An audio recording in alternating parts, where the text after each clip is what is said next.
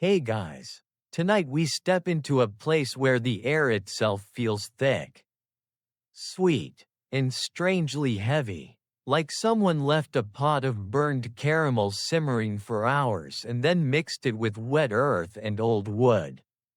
You're standing just outside a sprawling complex of brick buildings and corrugated roofs in Colonial India. The kind of industrial maze that looks calm from a distance but hums with quiet menace when you get close. The sun is already sinking, turning the dust in the air golden, and somewhere inside, metal clanks against metal, steam sighs, and men cough in a rhythm that sounds almost mechanical. This is a British opium factory, and in a few moments, you're going to walk through its gates and try, very politely, not to die. Spoiler alert. Ban chak kong song noi do.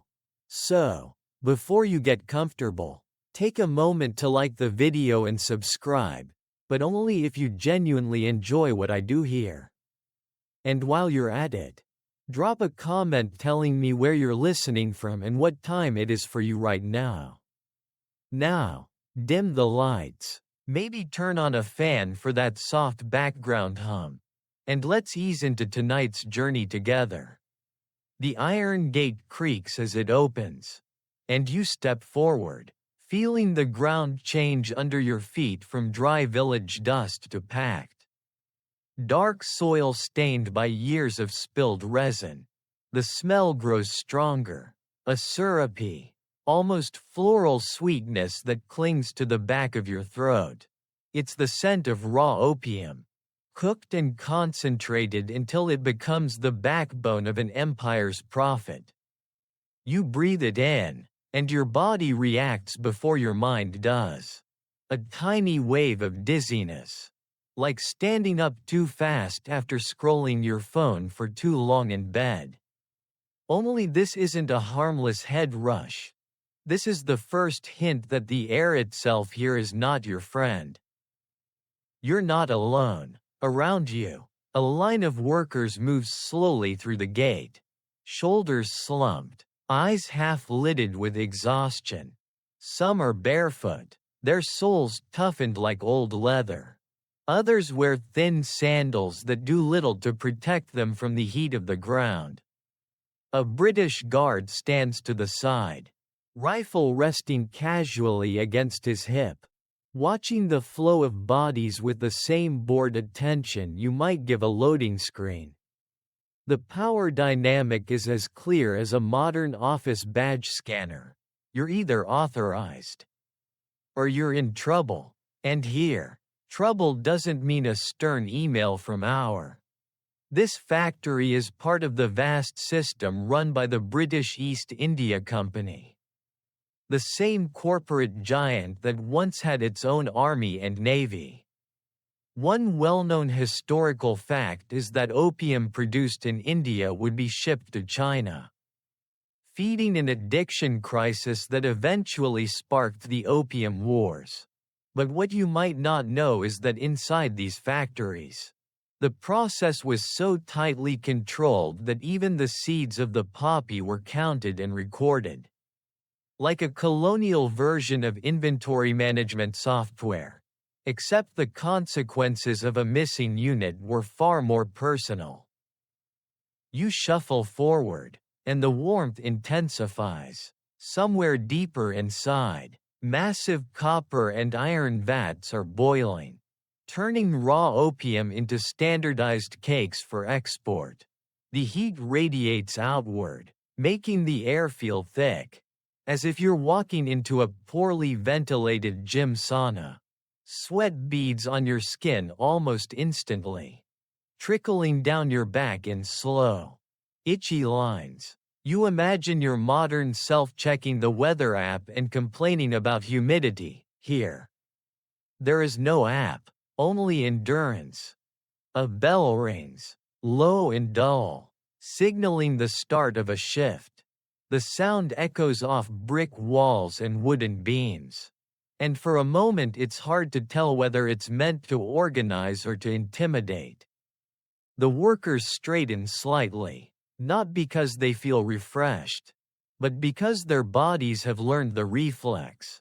Muscle memory, trained by routine and reinforced by fear, is a powerful thing. It's the same principle that makes you reach for your phone the moment it vibrates. Except this vibration could mean a reprimand, a fine, or worse. You pass a small open area where sacks of dried poppy resin are stacked like oversized pillows. Dark and sticky, their surfaces catching the light with a dull sheen.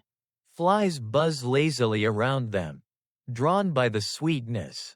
The scene would almost be peaceful if you didn't know what those sacks represent. The raw material of a global trade that links farmers in the Indian countryside to addicts in Chinese port cities and financiers in London counting profits by candlelight. A strange, lesser-known detail is that some workers could identify the quality of opium by smell alone, distinguishing regions and seasons the way a sommelier might talk about wine. Your nose, however, just registers overwhelming. As you move inside one of the main buildings, the ceiling lowers, and the light dims. Sunbeams slip through narrow windows, cutting through the haze and illuminating floating dust and vapor. Each beam looks almost solid, like you could lean against it.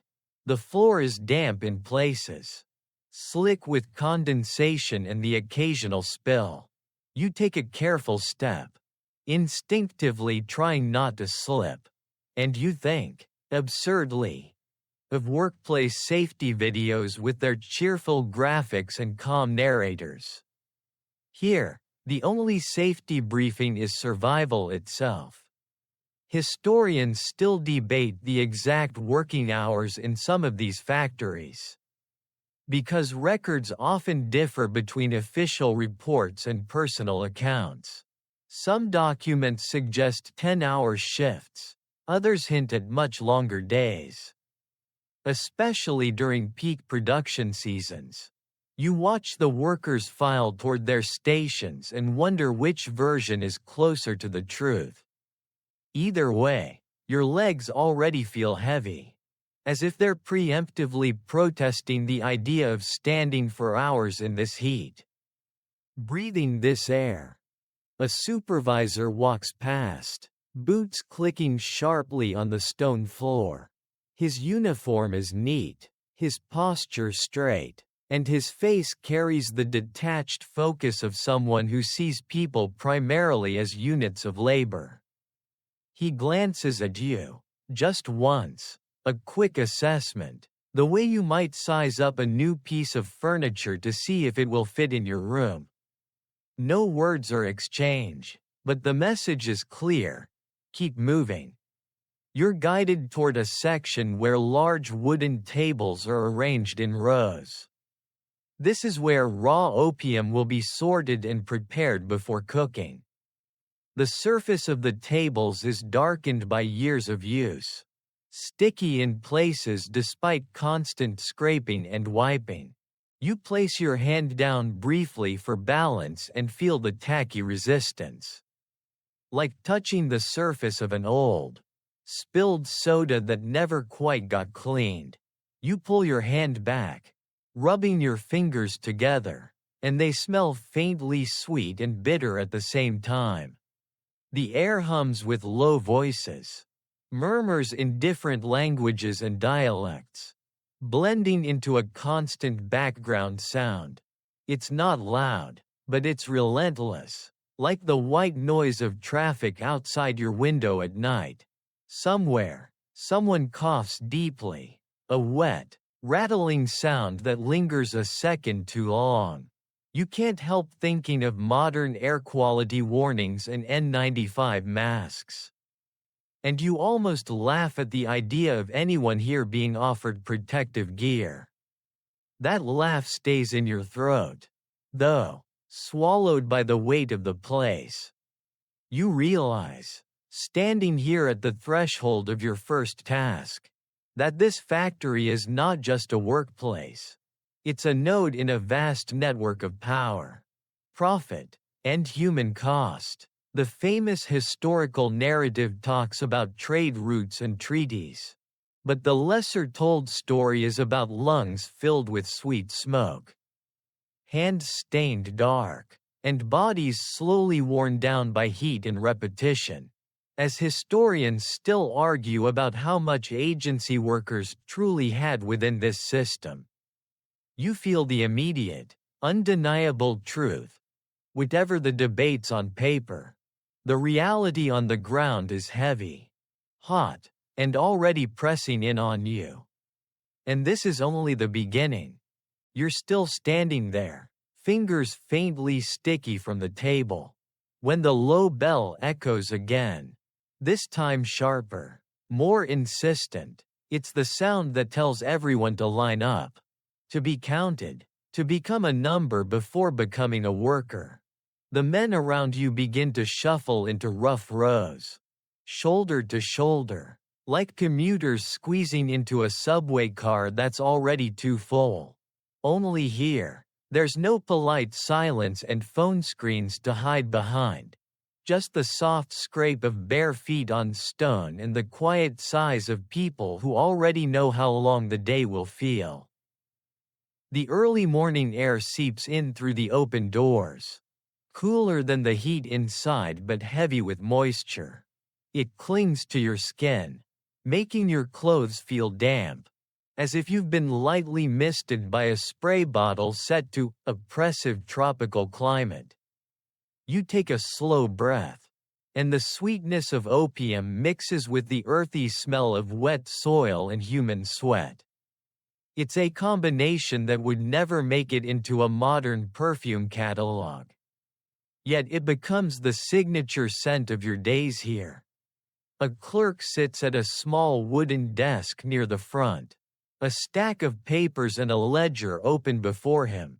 His pen moves steadily, scratching names and marks onto the page.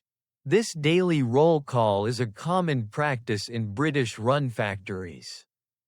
Part of the bureaucratic machinery that keeps everything, and everyone, accounted for. A well-known historical detail is that the East India Company loved paperwork almost as much as profit. Records were their way of turning human labor into neat columns of numbers. What's less commonly mentioned is that mistakes in these ledgers, misspelled names, wrong tallies, could lead to wages being withheld or accusations of desertion, turning simple clerical errors into very real suffering. Your name, or at least the name you've been given for this imagined existence, is called. You step forward, answering in a voice that sounds smaller than you expect. The clerk barely looks up, marking something down and moving on. It's oddly similar to checking in for a flight, except instead of a boarding pass, what you're receiving is permission to endure another day. Behind the desk, a British overseer watches the process with a thin smile that doesn't quite reach his eyes. He holds a pocket watch, flipping it open and closed, timing the whole affair with the precision of someone who believes that order is the same as control. You can't help thinking of modern managers who obsess over time-tracking software. Except here the stakes aren't productivity bonuses. They're the difference between being allowed to work and being punished for tardiness. Historians still debate how strictly punctuality was enforced in different factories. But the presence of that watch tells you enough. Time is currency.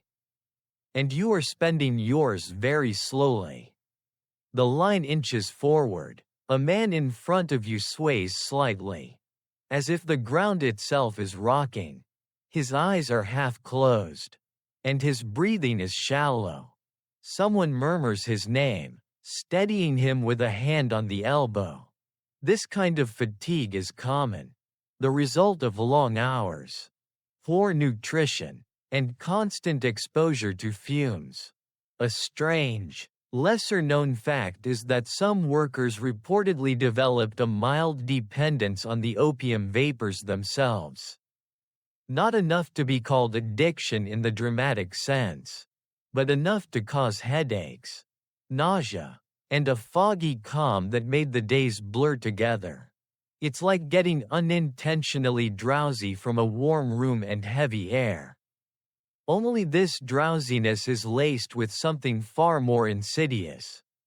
The roll call continues, a rhythm of names and marks. Outside, the sky is brightening, pale blue filtering in through the high windows. Sunlight catches on dust motes and thin curls of steam, making the air sparkle briefly, almost beautifully. You notice how even in places of hardship, light finds a way to make things look gentle for a moment.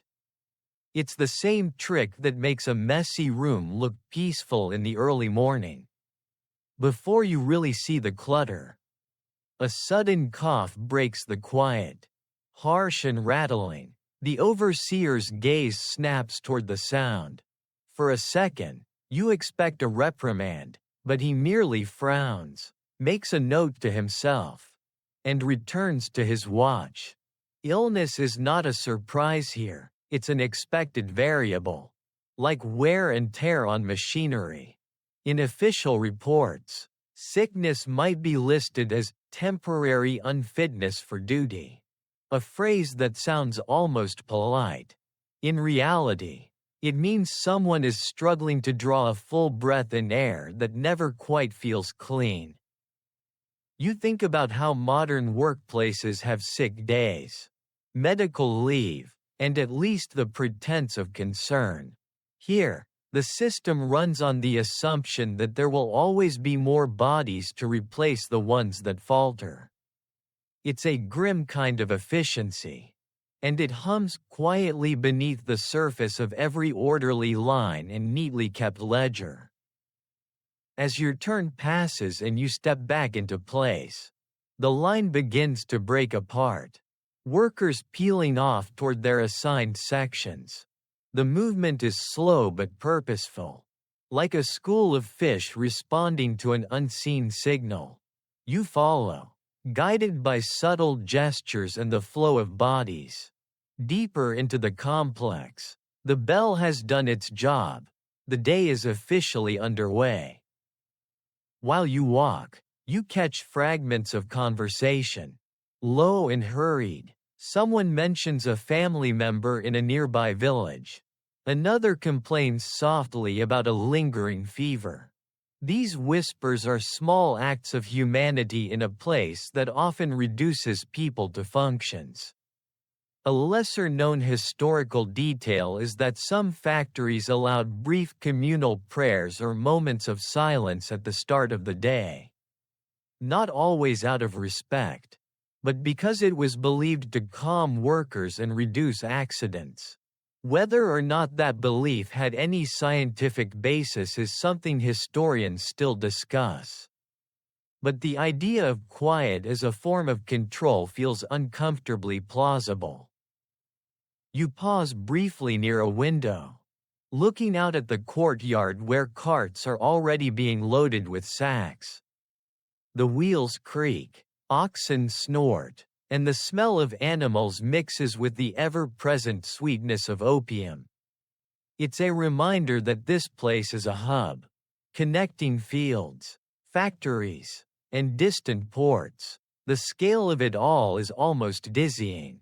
Like realizing that the small device in your pocket is part of a global network you can't fully see. The overseer calls out an order, his voice cutting through the murmurs. It's time to move to your station. There's no dramatic flourish, no speech about duty or empire, just a simple command, delivered with the expectation of obedience. You fall into step, feeling the weight of routine settle onto your shoulders like an invisible cloak. As you walk, you can't help a small, tired smile at the absurdity of your situation. You, A person who probably complains when the Wi-Fi is slow are now worrying about air thick with narcotic fumes and the strict gaze of a man with a pocket watch. The comparison is almost funny. In a dark, lopsided way, three jokes form in your mind about morning meetings, about time clocks, about the world's worst office coffee, but they dissolve before reaching your lips. The day ahead doesn't feel like it's in a joking mood. Still, the narrative of your survival, or lack of it, is unfolding one counted name at a time. The roll call is over. The lines have dissolved into purposeful motion, and the factory has fully awakened. And as historians continue to debate the exact conditions and experiences of workers like you, one thing is already clear in your bones: being here, being counted, and being sent to work in this sweet, heavy air is only the second step in a very long, very exhausting journey. The flow of bodies carries you toward the heart of the complex, where the heat is no longer just a presence but a pressure. Like invisible hands resting on your shoulders and chest, you enter the boiling house, and the first thing that hits you is the sound, a low, constant bubbling, punctuated by the clank of metal tools and the hiss of steam escaping from valves and cracks. It's the audio equivalent of a giant pot of soup that has been left unattended for hours. Except this soup is raw opium resin dissolving into thick, dark liquid. The vats are enormous, wide-mouthed cauldrons of copper and iron set into brick furnaces. Flames flicker beneath them, painting the walls with moving orange light. The air is so warm that your skin prickles, and within seconds, sweat forms along your hairline, trickling down your temples and into your eyes. You blink it away, and your vision wavers slightly, as if the room itself is breathing. A supervisor gestures you closer, pointing to a long wooden paddle leaning against one of the vats. It's heavier than it looks.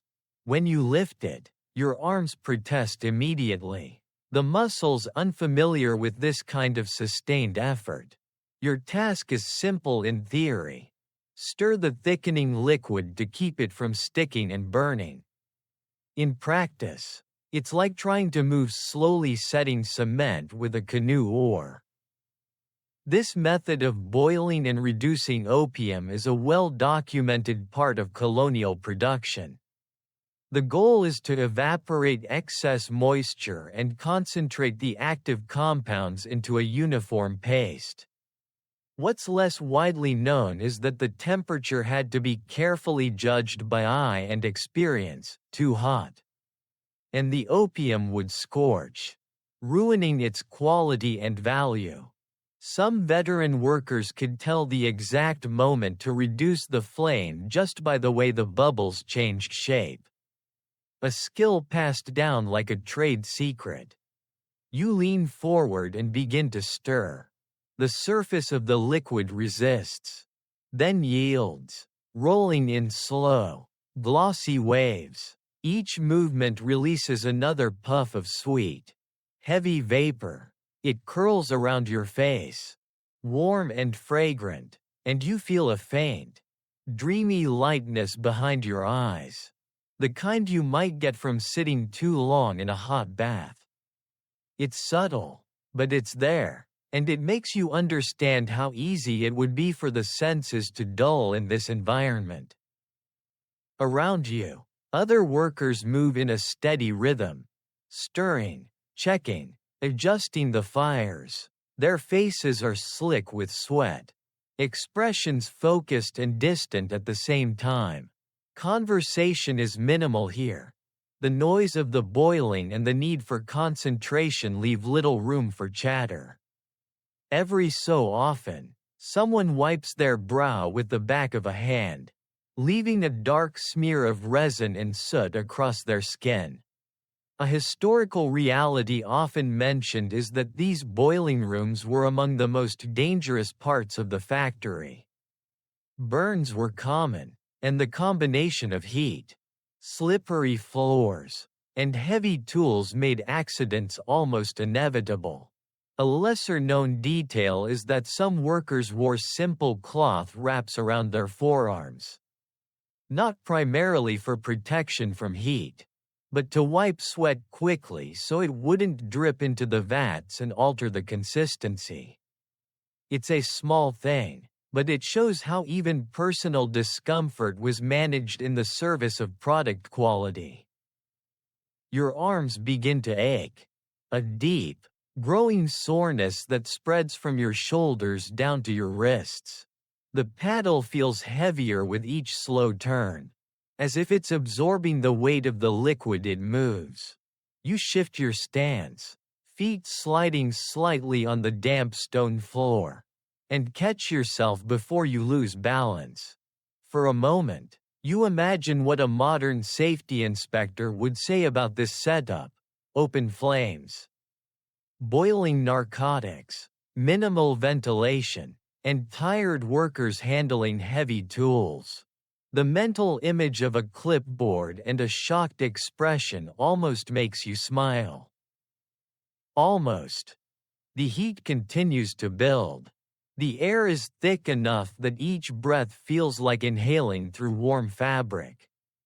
You're aware of your heartbeat, steady but strong, thudding in your ears. It's not panic. Exactly. More like your body's quiet reminder that it is working hard to stay upright and alert.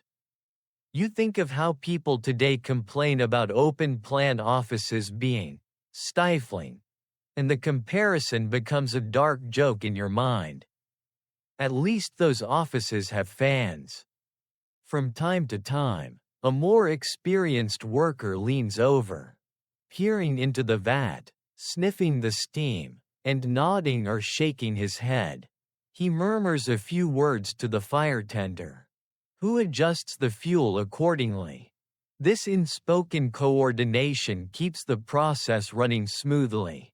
A kind of industrial choreography learned through repetition rather than instruction manuals. Historians still debate how much technical knowledge these workers truly possessed and how much was instinct honed by years of exposure. Were they skilled artisans in their own right, or simply laborers following orders? Watching the careful way they judge the boil, the color, the thickness, it's hard not to feel that the truth lies somewhere in between. The smell grows stronger as the liquid thickens, moving from sweet to almost bitter.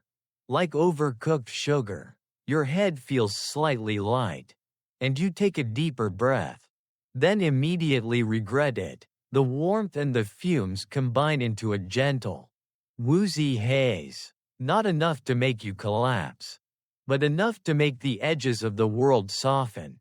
It's the kind of feeling you might get late at night, when you're just about to fall asleep and your thoughts begin to drift. Only here, drifting could mean a lapse in attention. And a lapse in attention near a boiling vat is a very bad idea. A small splash sends a few hot droplets onto the stone floor. They sizzle and darken, leaving sticky spots that glisten in the firelight. Everyone nearby tenses for a second, then relaxes when it's clear no one is hurt. It's a tiny incident, but it carries a warning. The line between routine and disaster here is thin, like the skin of a bubble on the surface of the opium. Your arms tremble slightly as you continue to stir. You try to find a steady rhythm, matching your movements to your breathing. In, pull, out, push. It becomes almost meditative, in a punishing sort of way. You wonder how long you've been doing this. Minutes feel like an hour, and the sense of time stretches and thins. Just as the liquid in the vat slowly thickens. Somewhere, A bell will eventually signal a brief pause, a chance to rest and drink water. For now, though, there is only the heat, the smell, and the slow, relentless motion of the paddle. As historians argue over production figures and trade policies, you're living the physical reality behind those numbers, the burning muscles, the heavy air, and the quiet understanding that this boiling room, with its sweet, dangerous steam, is another reason why, in this place and time, you probably wouldn't last very long at all. Your arms are still humming with that deep, tired ache when you're guided away from the vats and toward a quieter corner of the building, where the air is slightly cooler but no less heavy with scent. This is the weighing room, a place that feels almost calm compared to the roaring heat of the boiling house. Almost. The floor here is cleaner, swept often, and long tables are lined up in careful rows. On each table sits a brass scale, its delicate arms and small, round weights arranged with almost ceremonial precision. You're about to meet the other half of the empire's obsession, measurement. A well-known historical fact is that the British opium trade ran on strict standardization. Each cake of opium had to meet exact weight and quality requirements before it could be stamped and shipped. Profit depended on consistency. What's less commonly talked about is how much pressure this put on the workers doing the weighing. A few grams too much or too little could lead to accusations of theft, negligence, or sabotage. In a system that trusted numbers more than people, the scale was judge and jury.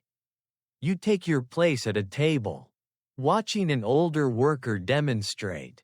He places a lump of dark, glossy opium paste onto one side of the scale, then adds small metal weights to the other, one by one, until the beam balances perfectly. The movement is slow, practiced, almost graceful. His fingers are stained nearly black, the lines in his skin filled with residue that no amount of washing seems to remove. He nods for you to try. The first lump you handle is warm, slightly sticky, and surprisingly heavy for its size. It yields under your fingers like thick clay. You set it on the scale, then reach for the weights. They clink softly as you place them, the sound sharp in the otherwise hushed room. The beam wobbles, settles, tips again. You adjust, remove one weight, add another. The goal is perfect balance. That moment when the bar rests level, neither side claiming dominance. It feels a little like trying to balance your budget to the last coin. Except here, the coins are pieces of an international drug trade, and your margin for error is painfully small. Around you, the room is filled with the faint, rhythmic music of metal on metal and quiet murmurs. A clerk moves between tables, glancing at the scales, making notes. His presence is calm but heavy, like a cloud that follows you even when the sky is blue. You're aware that every movement of your hands is being indirectly watched, evaluated, reduced to a number on a page. A lesser-known detail from historical accounts is that some factories marked their opium cakes not just with weight, but with symbols indicating the region of origin and the batch. These marks acted like early barcodes, allowing shipments to be traced back if quality issues arose. It's an early form of quality control, and also of accountability. If something went wrong, someone, somewhere in the chain, would be blamed. Your lump finally balances, the beam steadies, and for a brief second, you feel an odd sense of satisfaction. The tiny pleasure of getting something exactly right. It's the same feeling you get when a progress bar hits 100% or when you align a picture perfectly on a wall. Then the clerk makes a small mark in his ledger. And the moment passes. One unit processed. On to the next. You notice how your eyes start to strain, focusing on small differences in height, tiny shifts in the beam. The light in the room is dimmer than outside, filtered through dusty windows, and it casts soft shadows that can make the scale look level when it's not. You blink, rub your eyes, and remind yourself to be careful. Fatigue is a subtle enemy here. It doesn't announce itself with drama, it just nudges your perception slightly off. Like a miscalibrated screen. Historians still debate how often deliberate cheating occurred at this stage of production. Some records suggest that pilfering was rare due to strict oversight, while others hint at small, almost invisible acts of resistance, workers shaving off tiny amounts, over time, to sell or trade. Whether that happened often or only in isolated cases is unclear. What is clear is that the system was built on suspicion as much as on trust. As you continue weighing, a quiet tension settles in your shoulders. Not from physical strain like in the boiling room, but from mental focus. Every piece must be right. Every balance must be true. The air here is still warm and sweet. And that faint, dreamy heaviness behind your eyes hasn't completely gone away. It's like trying to do precise work while very sleepy. The world slightly softened around the edges. A small joke flickers through your mind. Modern people complain about staring at spreadsheets all day. About the tyranny of numbers. Here you are, literally living under the rule of numbers, where a few grams can decide your fate. The thought is almost funny. In that quiet, inward way, but you don't laugh. You just place another lump on the scale and reach for the weights. Outside, carts are waiting, ready to carry these perfectly measured cakes to the next stage of their journey. Inside, you and the others keep working, eyes on the beam, hands moving with careful precision. The empire's wealth depends on this calm, repetitive act, and as the minutes stretch on, you begin to understand that surviving here isn't just about enduring heat and fumes. It's about staying accurate, staying focused, and not letting the gentle haze in your head turn a tiny imbalance into a very real problem. The weighing room fades behind you, and you follow the slow current of workers into a long, narrow corridor where the smell of opium seems to thicken again, as if the walls themselves have absorbed it over decades and now breathe it back out. Here, the sweetness is almost deceptive, like burnt sugar or warm honey, the kind of scent that might make you think of desserts or comfort. Your brain tries to make that association, and for half a second, you almost forget where you are. Then your lungs tighten slightly, and your head gives a soft, warning throb, and the illusion dissolves. This is the section where the weighed paste is shaped and left to cool, spread out on shallow trays. The room is lined with wooden racks stacked floor to ceiling, each shelf holding dark, glossy rounds that slowly lose their heat and firm up. The site is oddly orderly, almost like a bakery cooling racks of bread. If you squint, you could pretend you're in some artisanal kitchen, waiting for pastries to set. The comparison is darkly funny, considering what these pastries will become once they leave this place. A well-known historical reality is that British opium was prized for its consistency. Uniform size and texture made it easier to pack, ship, and sell. What's less often mentioned is how much of that uniformity depended on human senses rather than instruments. Workers would touch the surface of the cooling cakes, gently press with a thumb, and judge readiness by feel. Too soft, and they would deform during transport; too hard, and they might crack. It's a delicate balance, one learned through repetition and the quiet passing of knowledge from older hands to younger ones. You're shown how to lift a tray and slide it into place on a rack. The wood is warm, and your fingers stick slightly where traces of resin have seeped into the grain. As you push the tray in, you feel a faint vibration through the structure. The subtle tremor of the building alive with activity. Somewhere, another vat bubbles. Somewhere else, a cart wheel creaks. The whole factory is like a single, massive organism, and you're one small cell moving where it's told. The air here is still, almost stagnant, and the smell seems to settle on your tongue. It's sweet, yes, but also bitter, with an edge that makes you want to swallow repeatedly. As if trying to clear it away.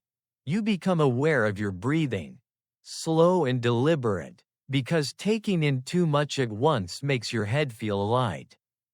It's a bit like standing too close to strong cleaning chemicals. That faint dizziness that makes the world tilt just a fraction. A lesser-known detail from contemporary accounts is that some workers described this room as strangely calming despite the fumes.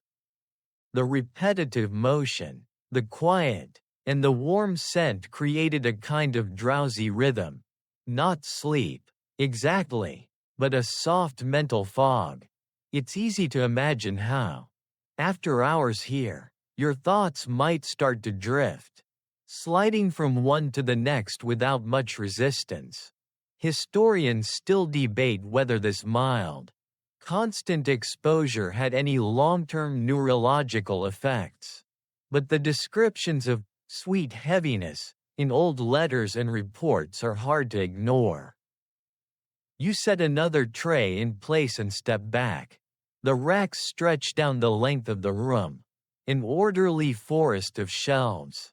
Light filters in through high windows, turning the floating haze into pale, golden ribbons. It's almost beautiful. In a quiet, museum-like way, you catch yourself thinking how this would look in a modern documentary. Slow motion, soft music, the narrator's voice calm and grave. Then you remember that you're not watching. You're standing inside it. A supervisor walks through, inspecting the rows, occasionally touching a cake, nodding or frowning. His expression is one of mild concentration, like someone checking bread in an oven. When he nods, it means the texture is right. When he frowns, it means more time, more waiting, more exposure to this air. There's no open criticism, no raised voice. Just a silent judgment that determines the pace of the work. You notice a worker nearby rubbing his temples. Blinking slowly, he exhales, then inhales again, carefully, as if rationing the air. It reminds you of people today trying to stay awake in a warm, dim lecture hall, fighting the pull of sleep. The comparison almost makes you smile.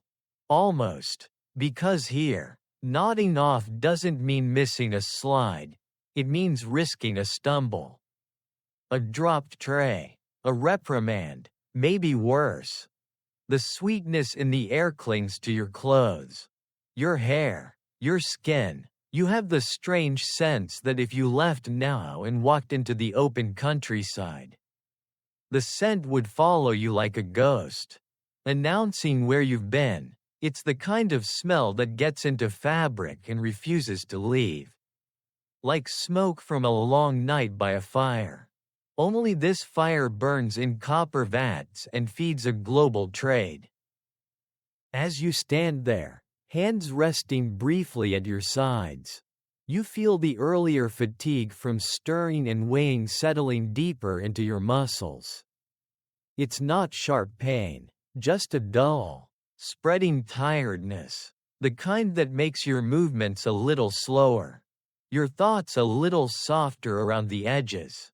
You think, with a trace of dry humor, that modern wellness gurus would probably recommend taking a break, hydrating, and getting some fresh air. Here, the concept of fresh air feels almost theoretical. Historians still debate how aware workers were of the full destination and impact of what they produced. Some likely knew about the ships and the distant ports. Others may have only known this room. This smell, this routine, standing among the racks of cooling opium, surrounded by warmth and sweetness and quiet. You realize that the danger here isn't only in accidents or punishment. It's also in how easily the senses can be lulled, how quickly the extraordinary can start to feel normal.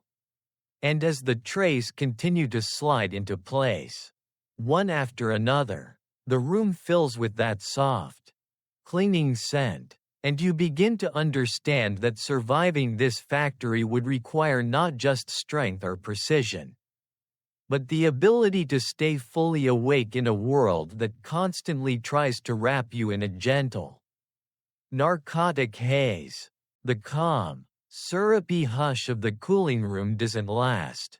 A sharp crack of a whip slicing the air down the corridor snaps everyone back into motion. The sound echoing like a sudden thunderclap in a valley. It isn't meant to strike, at least not this time, but to remind.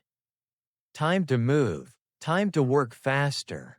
Time, always time. You follow the others into another long hall, where the ceiling is higher and the light harsher, slanting in through dusty windows and cutting bright stripes across the floor.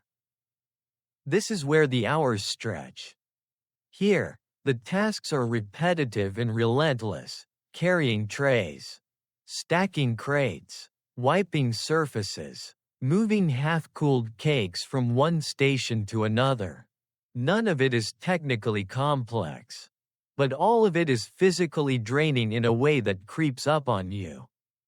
The kind of exhaustion that doesn't announce itself with drama, but settles quietly into your joints, making each bend and lift feel just a little heavier than the last.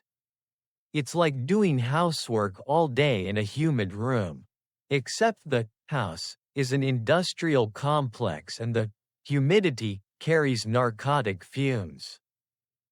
A well-known historical fact is that colonial factories often ran on long shifts, sometimes stretching from dawn until well after sunset, especially during peak production seasons.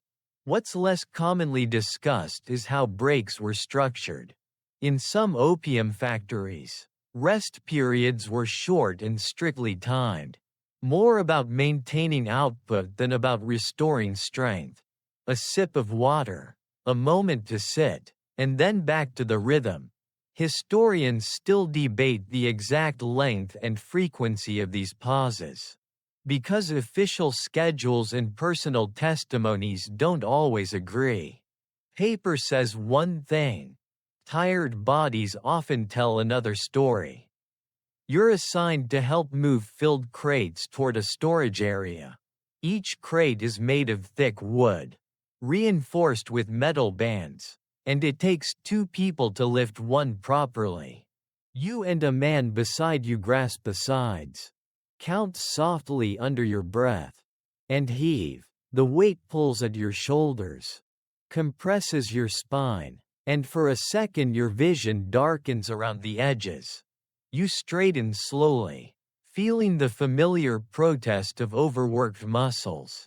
The crate gives off that same sweet bitter scent, stronger now that it's enclosed and concentrated. Step by step, you carry it across the floor. The sound of boots, sandals, and bare feet creates a soft, uneven rhythm, like a tired drumline. Sweat drips from your chin, darkening the wood. You imagine a modern fitness tracker buzzing on your wrist, congratulating you on your steps and calories burned. The thought is almost funny. Here, no one is counting your steps, only your output. As you set the crate down carefully, you notice your hands trembling slightly. Not from fear, but from fatigue. It's subtle, but it's there. A reminder that your body is being asked to do more than it's used to. For longer than it would like. You flex your fingers, trying to work the stiffness out, and a faint ache runs up your forearms. Nearby, a worker stumbles, just a little, catching himself on a stack of crates. The sound draws a quick glance from an overseer, who raises an eyebrow but says nothing. No reprimand, no sympathy, just observation. In this environment, minor slips are almost expected. Major ones, however, become stories, whispered later in low voices. A foot caught, a load dropped, a back injured, accidents that turn into absences, and absences that are quietly filled by someone else. A lesser-known detail from factory life is how workers developed small, personal strategies to cope with the monotony. Some counted their breaths. Others recited prayers or bits of songs under their breath. It was a way to mark time when clocks were distant and the day seemed endless. You find yourself doing something similar, matching your breathing to your steps, creating a rhythm that helps you keep going. In, lift, out, walk, in, lower, out, release. The air here is warmer than outside but cooler than the boiling room. Yet it still feels thick, slow to move. Each breath feels like drawing in air through a warm cloth. You're constantly aware of your lungs, of the slight resistance, of the faint sweetness that never quite goes away. It's not painful, just persistent, like a background hum you can't turn off. Historians still debate how much this constant exposure affected long-term health. Some records suggest chronic coughs and fatigue were common, while others downplay the severity. Standing here, feeling the way your chest rises and falls, you can't help but think that breathing this air day after day would leave a mark, even if it didn't show up neatly in a ledger. Time drags. The light shifts slowly across the floor, the bright stripes inching from one side of the room to the other. You mark its movement the way people today watch the progress of a loading bar, willing it to reach the end. Each shift in light is a small victory, proof that the day is moving, even if it feels stuck. At one point, someone cracks a quiet joke. Something about how the crates are heavier than they were yesterday. As if they've been secretly working out at night. A few tired smiles appear, quickly fading as work continues. It's a tiny moment of humor. A brief spark in the long stretch of effort. Enough to remind you that you're still human, not just another moving part. As the hours wear on, the earlier sweetness in the air seems to settle deeper into your senses, mixing with fatigue to create a soft, heavy calm, not peace, exactly, but a kind of resigned steadiness. You keep lifting, carrying, setting down, over and over, and while historians continue to argue about schedules, regulations, and productivity, your body learns a simpler truth. In this place, survival isn't about dramatic heroics. It's about enduring the long, Unbroken middle of the day. One heavy crate, one slow breath, one aching step at a time. The long corridor finally opens into a darker, cooler space, and the change feels almost like stepping into shade after walking for hours under a merciless sun. This is the storage hall, where finished opium cakes and sealed crates wait in stacked silence, like a forest of wooden blocks rising toward the rafters. The air here is thick but still, heavy with the concentrated sweetness of everything that has passed through the factory. As if all the previous rooms have exhaled and this place has trapped their breath. You pause for a moment, letting your eyes adjust. The light is dim, filtered through high, narrow openings near the ceiling.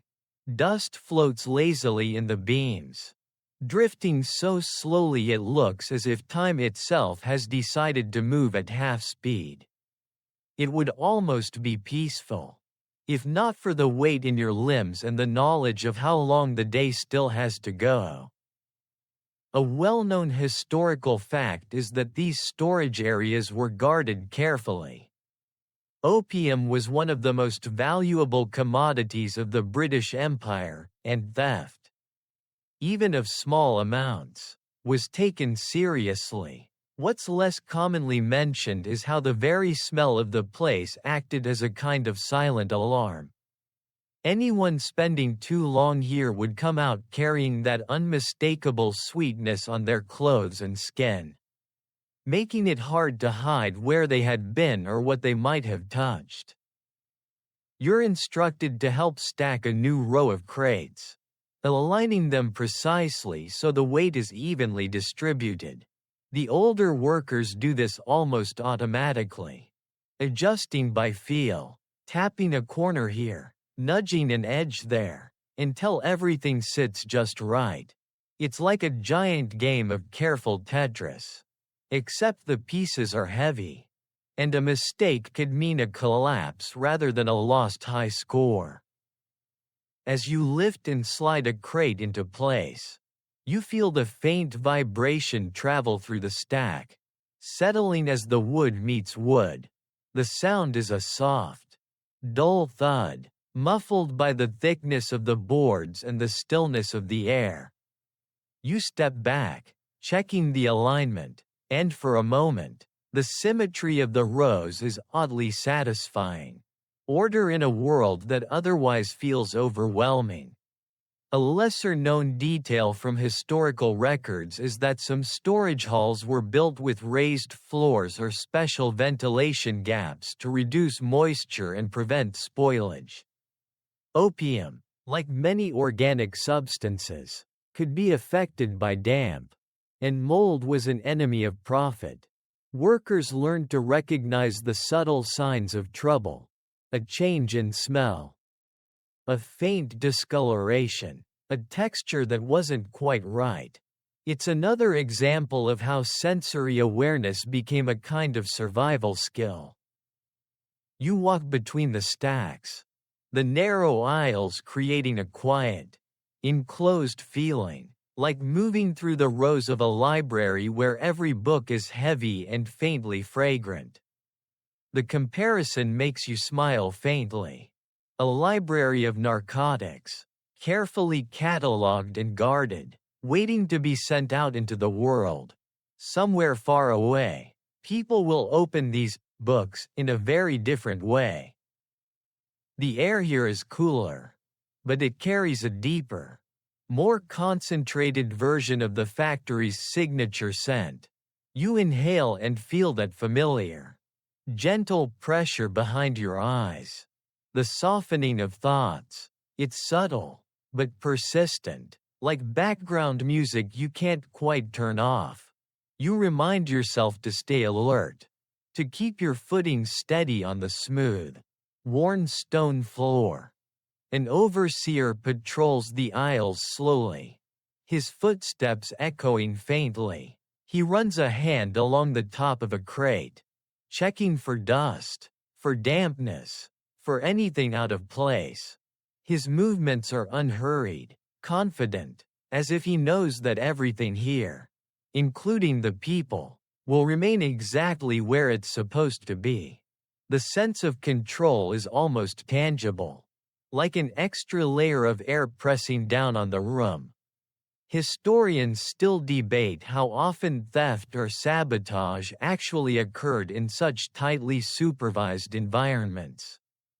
Official records suggest it was rare.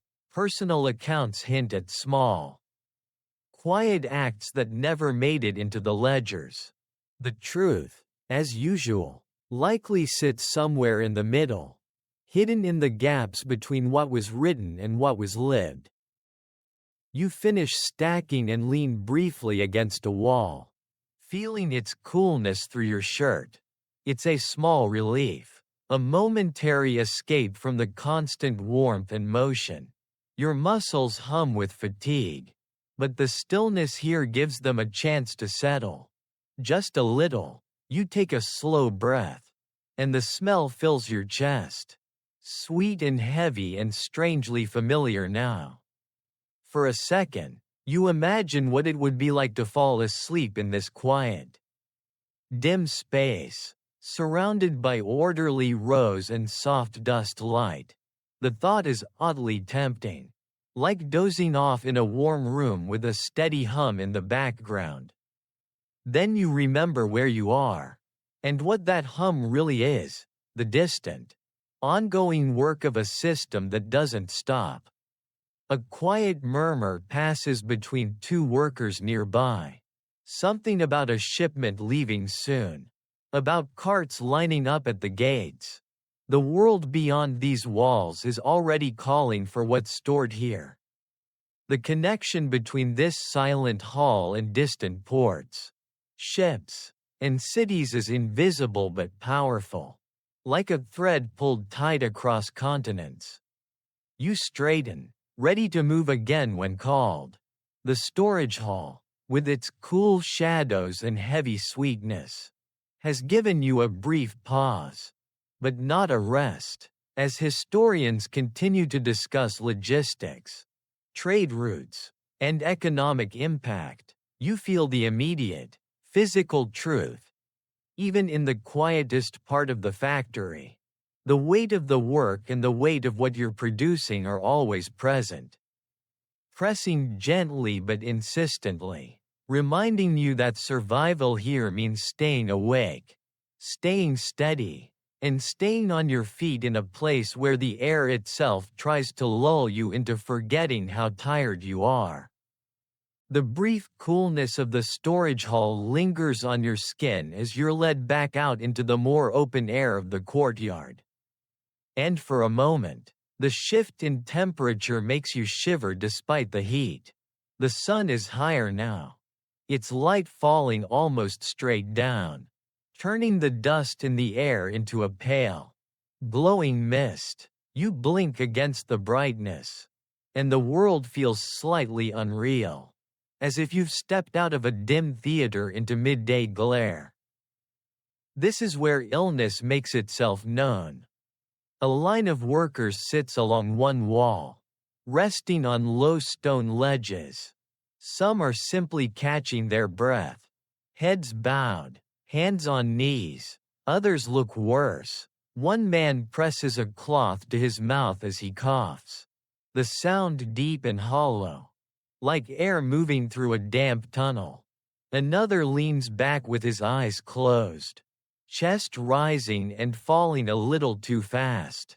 The factory keeps moving, but here, in this narrow strip of shade, you see the cost of that movement written in bodies.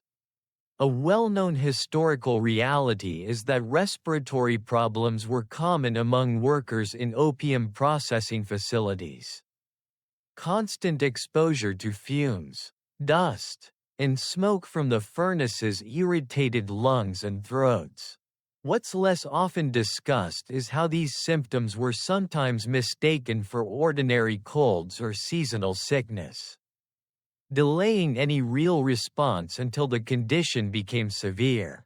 In a time before modern occupational medicine, A cough was just a cough, until it wasn't. You're given a short pause. A chance to drink from a clay pot of water.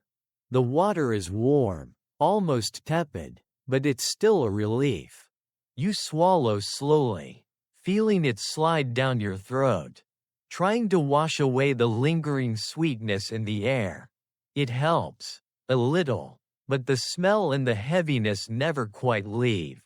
They settle instead, like a background presence, a second skin.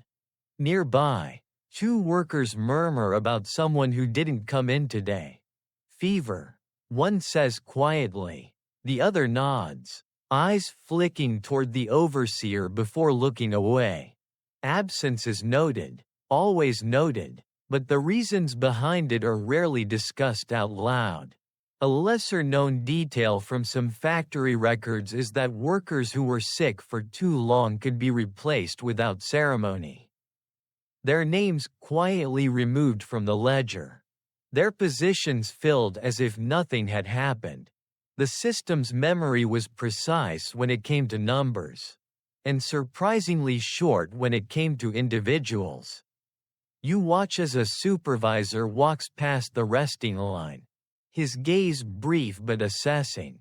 He doesn't stop, doesn't ask questions. The presence of illness is acknowledged, but only in the sense that a mechanic might note a strange noise in a machine. Something to be aware of, but not necessarily to dwell on. Historians still debate how much responsibility factory management felt toward the health of their workers. Official correspondence often speaks of maintaining a fit labor force, while personal accounts suggest a more detached reality. A sudden fit of coughing from the man with the cloth draws a few glances. He bends forward, shoulders shaking, then slowly straightens, breathing carefully. Someone offers him a sip of water.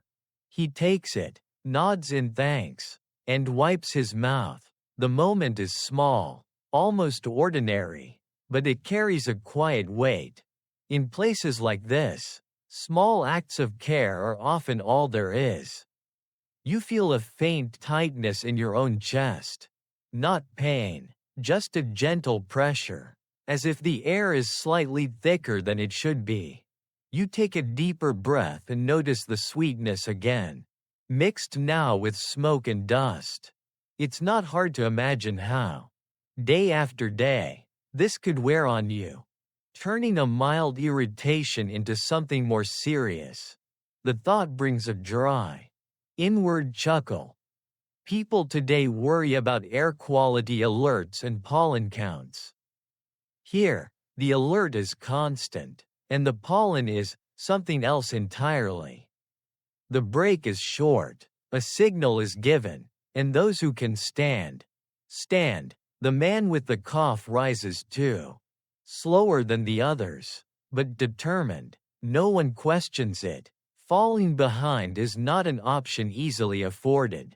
You join the flow once more, feeling the brief rest already fading from your muscles. As you walk back toward the work areas, you carry with you the image of that shaded wall and the quiet line of resting bodies.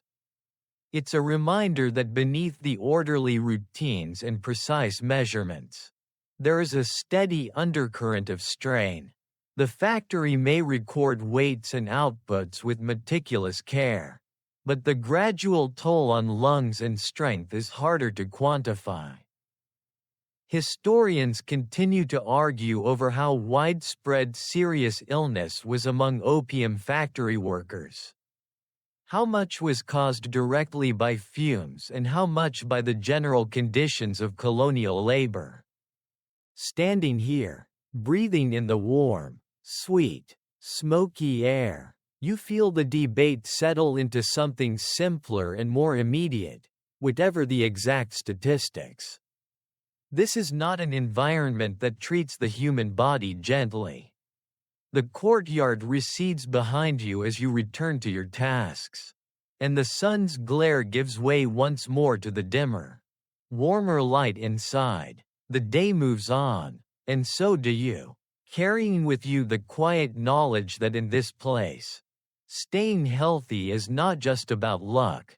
It's about enduring air that never quite feels clean, and work that never quite lets your body forget how fragile it can be.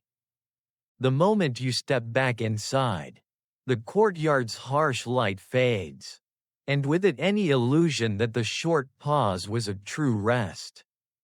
The air closes around you again, warm and sweet, and the sounds of work rise like a steady tide. Somewhere ahead, boots strike stone in a measured rhythm. You don't need to see the source to know what it means. This is the overseer's domain, the part of the day where rules make themselves felt. He appears at the end of the corridor, tall, straight-backed, his uniform crisp in a way that seems almost defiant in this humid, resin-scented world. A thin writing crop rests in his hand, not raised, not swinging, just present, like an exclamation point at the end of a sentence that doesn't need to be spoken. His eyes move slowly over the room, taking in posture, pace, the tiny details of who is moving quickly and who is not. A well-known historical fact is that British colonial factories were run on strict hierarchies. Overseers and foremen enforced schedules, quotas, and discipline, often with a mix of formal rules and personal authority. What's less commonly discussed is how much of that authority relied on ritual as much as punishment. The way a man stood, the way he walked, the deliberate slowness of his inspection, these were performances designed to remind everyone who controlled time, space, and effort. You straighten without quite realizing it, shoulders pulling back, movements becoming a little sharper. It's the same instinct that makes people sit up when a teacher enters a classroom or lower their voices when a manager steps into the office. The body learns these responses quickly, sometimes faster than the mind would like. He stops near a group sorting tools, watching their hands move. One worker hesitates, fumbling slightly with a tray. The pause is tiny, barely a second, but in this quiet, it feels loud. The overseer clears his throat. Not a shout, not even a command, just a sound. The worker's hands steady instantly, the motion smoothing out, and the tray is set down correctly. No further comment is made. The message has already landed. A lesser-known detail from some colonial records is that many overseers kept meticulous personal notebooks, separate from official ledgers. In them, they recorded impressions. Who was reliable? Who was slow? Who seemed restless? These notes could influence assignments, punishments, even the likelihood of being retained during lean periods. Historians still debate how widespread and systematic this practice was. But the idea that you could be quietly categorized, your future shaped by a few lines in someone else's handwriting, adds another layer to the weight you feel in your chest. You're directed to a new task, something simple but time-sensitive, helping organize the flow of finished goods toward the loading area. The instructions are brief, efficient, no room for questions. You nod and move, joining the line of workers guiding carts and crates along a narrow path. The overseer watches for a moment, then moves on, boots clicking, crop tapping lightly against his leg with each step. The sound becomes a kind of metronome for the room, marking not just seconds but expectations. Keep pace, keep order, don't fall behind. As you work, you notice how the presence of authority changes the atmosphere. Voices drop even lower, movements become more precise, more deliberate. It's not that people weren't working before, it's that now. Every motion feels watched, evaluated. The air itself seems to hold its breath. You think, with a trace of dry humor, of modern performance reviews and productivity metrics, of dashboards and charts that track every click and keystroke. Here, the dashboard is a pair of eyes and a notebook, and the chart is your body's ability to keep moving in heat and haze. The comparison almost makes you smile. Almost. A cartwheel catches briefly on an uneven stone, jolting the load. You and another worker steady it together, hands gripping the wood, muscles tensing in unison. For a second, the cart tilts, and your heart jumps. You glance toward the corridor where the overseer last passed, half expecting him to reappear. He doesn't. The cart settles, and you exhale slowly. Crisis averted, at least this small one. The rules here are not all written. Some are learned by watching, by listening, by feeling the subtle shifts in mood when something goes wrong. Don't block a passage. Don't speak too loudly. Don't linger without purpose. Keep your head down, but not so far down that you miss an instruction. It's a delicate balance, like walking a line drawn in chalk that could be wiped away at any moment. A historical reality often mentioned is that discipline in such factories could be harsh, but not always in dramatic, cinematic ways. More often, it was quiet and cumulative. Docked pay, less favorable assignments, a reputation that followed you from room to room. The whip existed, yes, but so did the ledger. And sometimes the latter was more powerful. A mark in the wrong column could mean longer hours, harder work, or simply being overlooked when conditions improved. You feel the hours pressing on. The earlier fatigue from heat and fumes now joined by the mental strain of constant alertness. It's tiring to be watched. Even when nothing is said, your shoulders remain slightly tense. Your movements carefully measured. You become acutely aware of your own pace, matching it to those around you. Not too fast, not too slow. Historians still debate how much autonomy workers had within this system, how often rules were bent, how frequently mercy or flexibility appeared. Some accounts speak of overseers who were relatively fair, others of men who ruled by fear alone. Standing here, under the steady, invisible weight of expectation, you sense that the truth likely varied from person to person. Day to day, authority, like heat, can be unevenly distributed, flaring in some moments, easing in others. The overseer passes again, closer this time. You can smell the faint leather of his belt, the polish on his boots. Cutting through the omnipresent sweetness of opium, his gaze flicks over you, pausing just long enough to register your posture, your hands, your pace. Then he moves on, no comment, no sign, just that brief, measuring look. It leaves a small echo behind, a tension that takes a few seconds to fade. You realize that even in the midst of physical labor, part of your mind is always attuned to this layer of control. This silent conversation between those who command and those who comply. It's another kind of work. One that doesn't show in sore muscles but in the steady vigilance that keeps you from ever fully relaxing. As you continue guiding crates and carts, the rules settle around you like an invisible framework. They shape how you stand, how you move, how you breathe.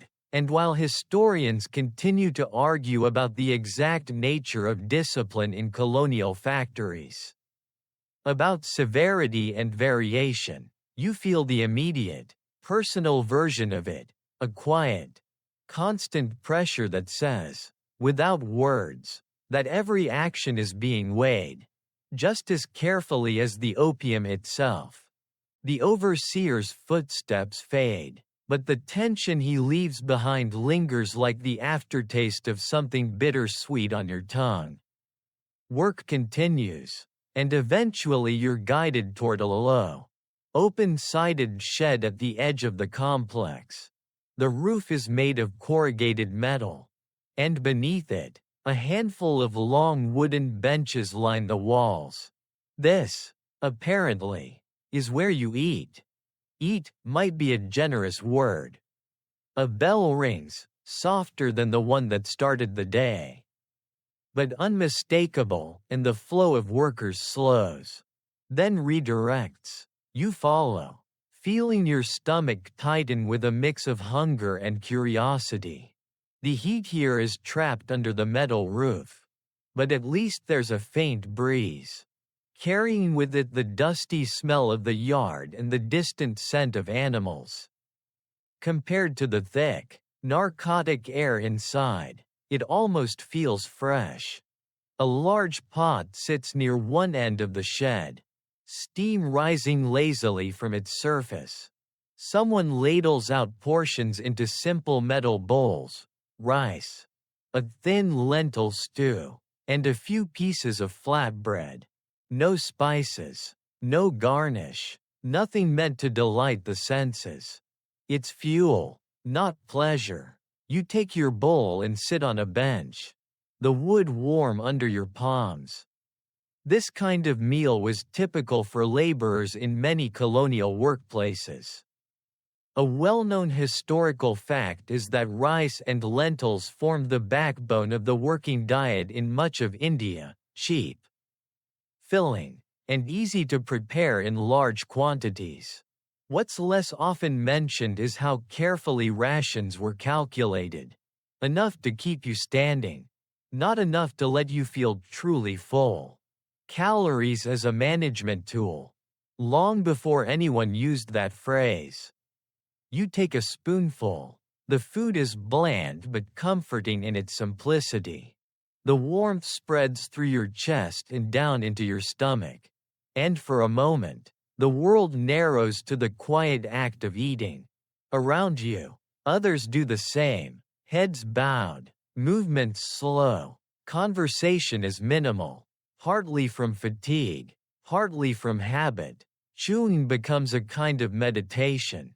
Each bite a small, steady anchor. A lesser-known detail from some factory records is that workers were sometimes given small amounts of jaggery, unrefined sugar, during especially demanding periods. It was believed to provide quick energy and lift spirits. Whether it actually helped or simply offered a psychological boost is something historians still debate. Today, there is no jaggery in your bowl. Just plain rice and lentils. But even this feels precious after hours of heat and effort. You notice a man across from you tearing his bread into careful pieces, dipping each one into the stew before eating. His hands move slowly, almost ceremonially, as if drawing out the process to make the meal last longer. You understand the impulse. Time spent eating is time not spent lifting, stirring, or carrying. Even a few extra minutes feel like a small rebellion against the relentless pace of the day.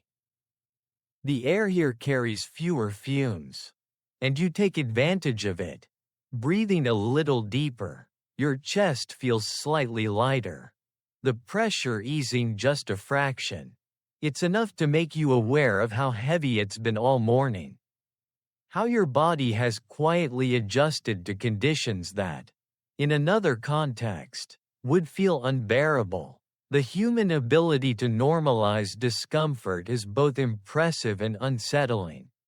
A quiet murmur of voices rises, low and cautious. Someone mentions a festival in a nearby village. Another talks about a child learning to walk. These fragments of ordinary life drift through the shed, reminders that beyond the walls of the factory, the world continues with its own rhythms and celebrations. For a moment, the empire, the overseers, the ledgers, and the crates all feel distant, like a story happening in another room. Historians still debate how much communal bonding happened during such breaks.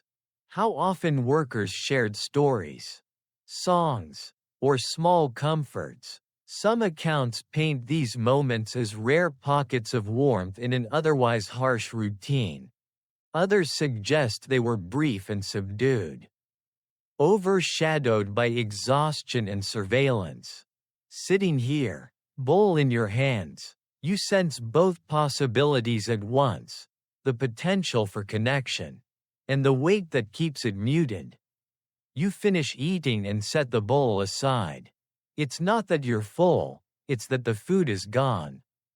A subtle but important distinction. You wipe your mouth with the back of your hand and feel the faint stickiness of dried sweat and resin.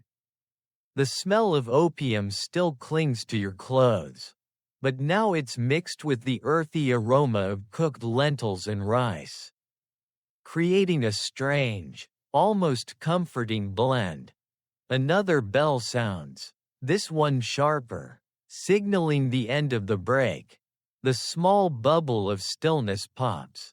People rise, stretching stiff limbs, rolling shoulders, preparing to return to their stations.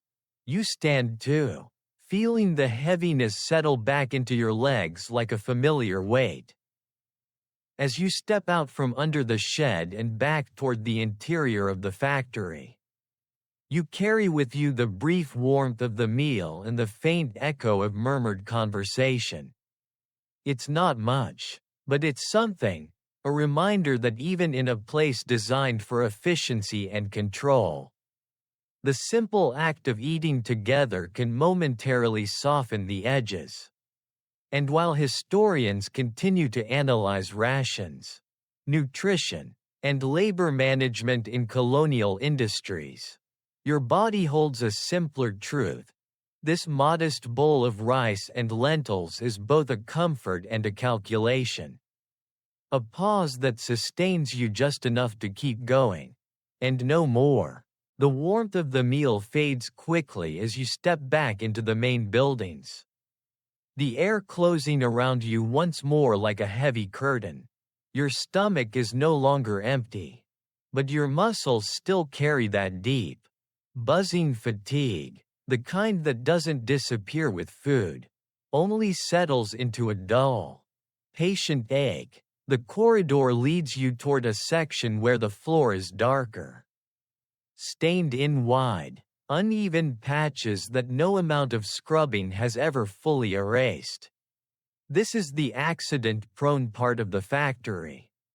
A well-known historical fact is that industrial safety, as we understand it today, barely existed in the 19th century.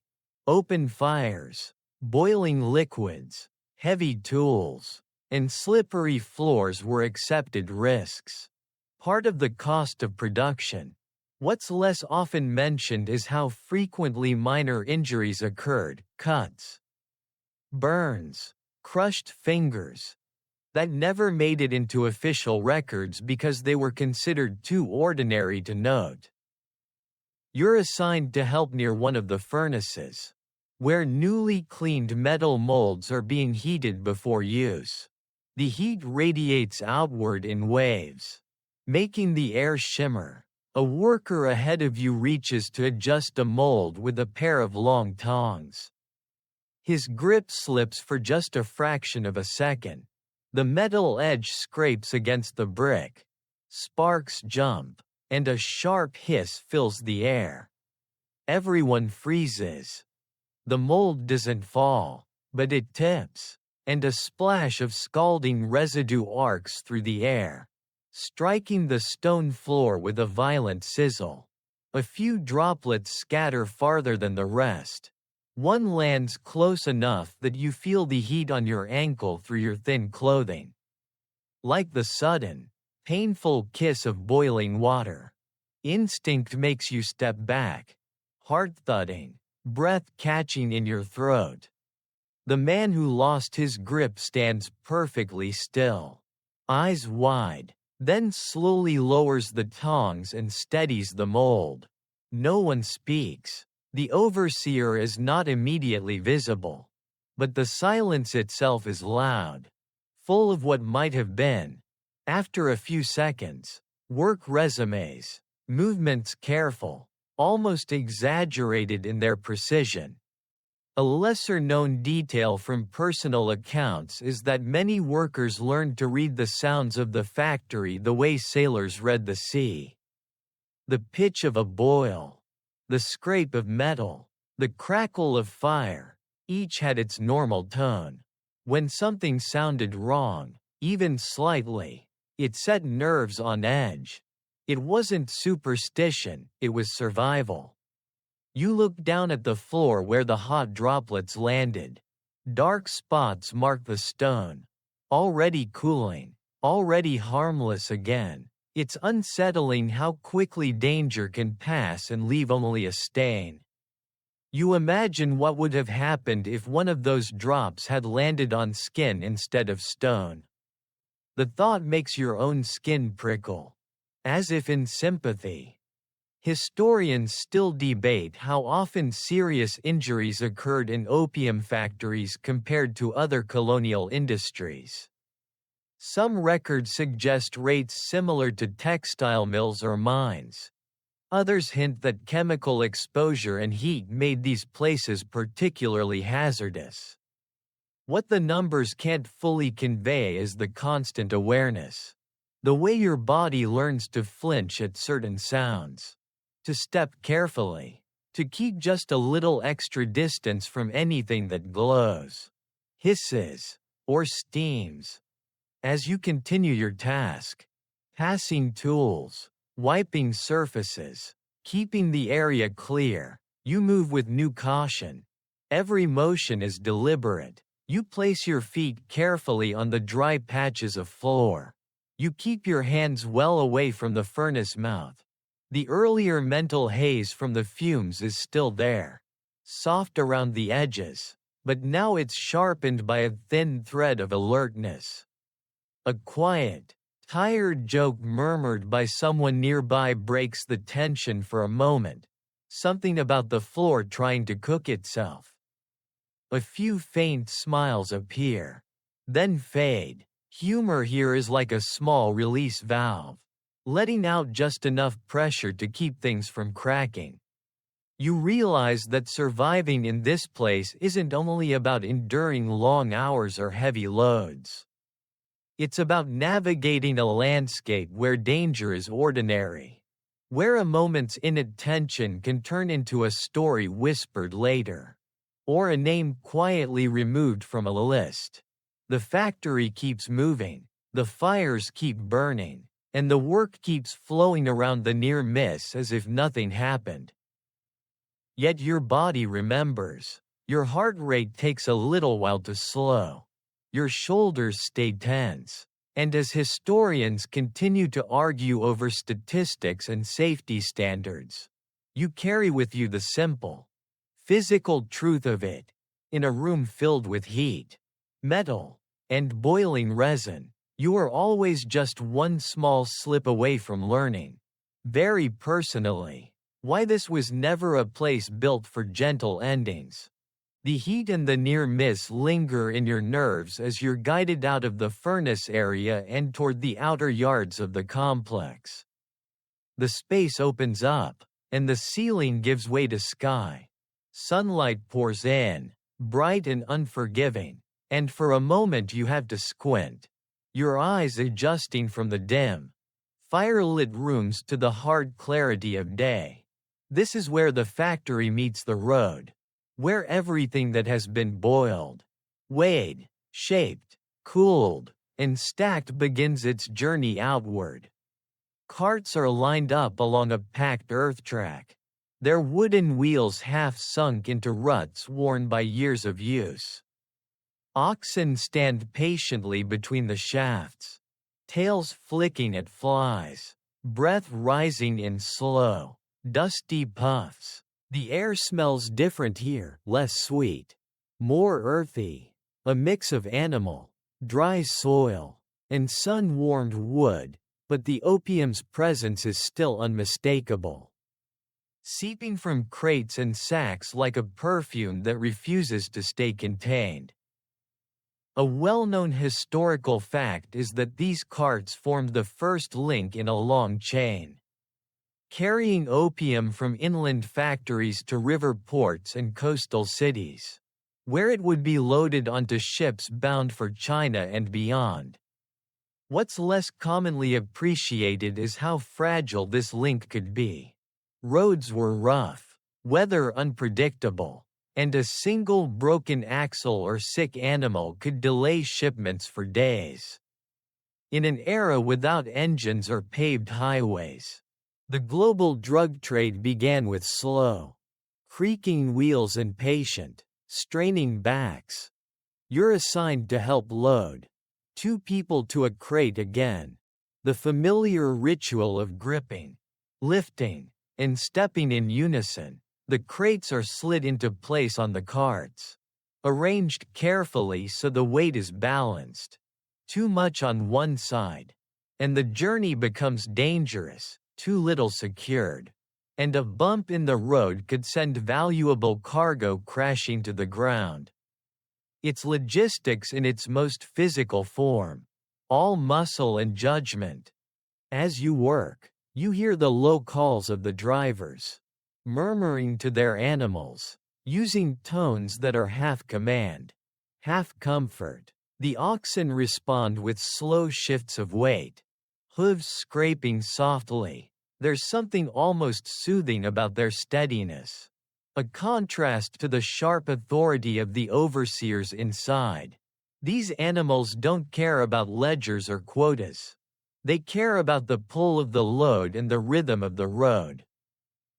A lesser-known detail from travel accounts is that some drivers could recognize specific factories by smell alone when they approached a town. The scent of opium, carried on the wind and clinging to carts, was distinctive enough to announce its origin long before the buildings came into view. It's a reminder of how sensory this whole system was.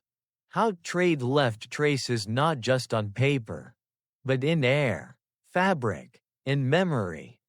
You step back as one cart is finally fully loaded. The driver checks the ropes, tugging at them, knotting and re-knotting with practiced hands. Satisfied, he climbs onto the front board and gathers the reins. The oxen lean forward, muscles bunching, and with a soft groan of wood and leather, the cart begins to move. The wheels turn slowly at first, then find their rhythm, rolling toward the gate and the road beyond. For a moment, you watch it go. It's easy to think of the vast distances ahead, dusty tracks, river crossings, crowded ports, the open sea. The scale of it all feels almost unreal when you remember that it starts here, with a few people and a pair of animals easing a heavy load into motion. Historians still debate how efficient these early transport networks truly were. How much was lost to delay, damage, or decay along the way? But standing in the yard, watching one cart after another line up, you see the quiet determination that kept them moving despite everything. A worker beside you mutters something about the heat, about how the sun always seems hottest when there's the most to do. You give a faint, tired smile. It's a universal complaint, timeless and familiar. People today grumble about traffic jams and shipping delays, about packages that don't arrive on time. Here, the delivery window is measured in days and weeks, and the tracking system is a man with a whip and a memory for roads. Another cart is ready. You help with the final push, feeling the rough wood under your palms. The resistance of weight, the slow give as it starts to roll. Dust rises around your feet, warm and dry, and for a moment, the world is reduced to sunlight, effort, and motion. As the line of carts inches toward the gate, you're struck by how this outward flow mirrors the inward one you experienced earlier. Raw resin coming in, finished product going out, people moving in between, day after day. The factory breathes, in and out, and you are part of that breath. Historians continue to discuss how these transport routes shaped economies, politics, and even wars. But here, in the yard, the reality is simpler and heavier. It's in the strain of lifting, the creak of wheels, the patient pull of animals, and the knowledge that what you've helped load will travel far, carrying with it the sweetness, the danger, and the quiet exhaustion of everyone who touched it along the way. As the last cart rolls out through the gate, a thin cloud of dust hanging in its wake, you feel a strange mix of relief and unease. Relief that the heavy lifting is momentarily over. Unease because you're beginning to sense the scale of what all this effort feeds into. The yard quiets slightly, but the factory's deeper rhythm never truly pauses. Inside, the boilers still murmur, the scales still clink, and the ledgers are still being filled with neat, relentless numbers. You're guided toward a small office near the center of the complex. Its windows shaded, its door half open. Inside, a clerk sits at a broad wooden desk, surrounded by stacks of papers and thick-bound books. This is where your labor becomes data. A well-known historical fact is that the British East India Company was obsessed with accounting. Every stage of opium production, cultivation, processing, storage, and transport was recorded in meticulous detail. These records helped fund armies, build railways, and shape colonial policy.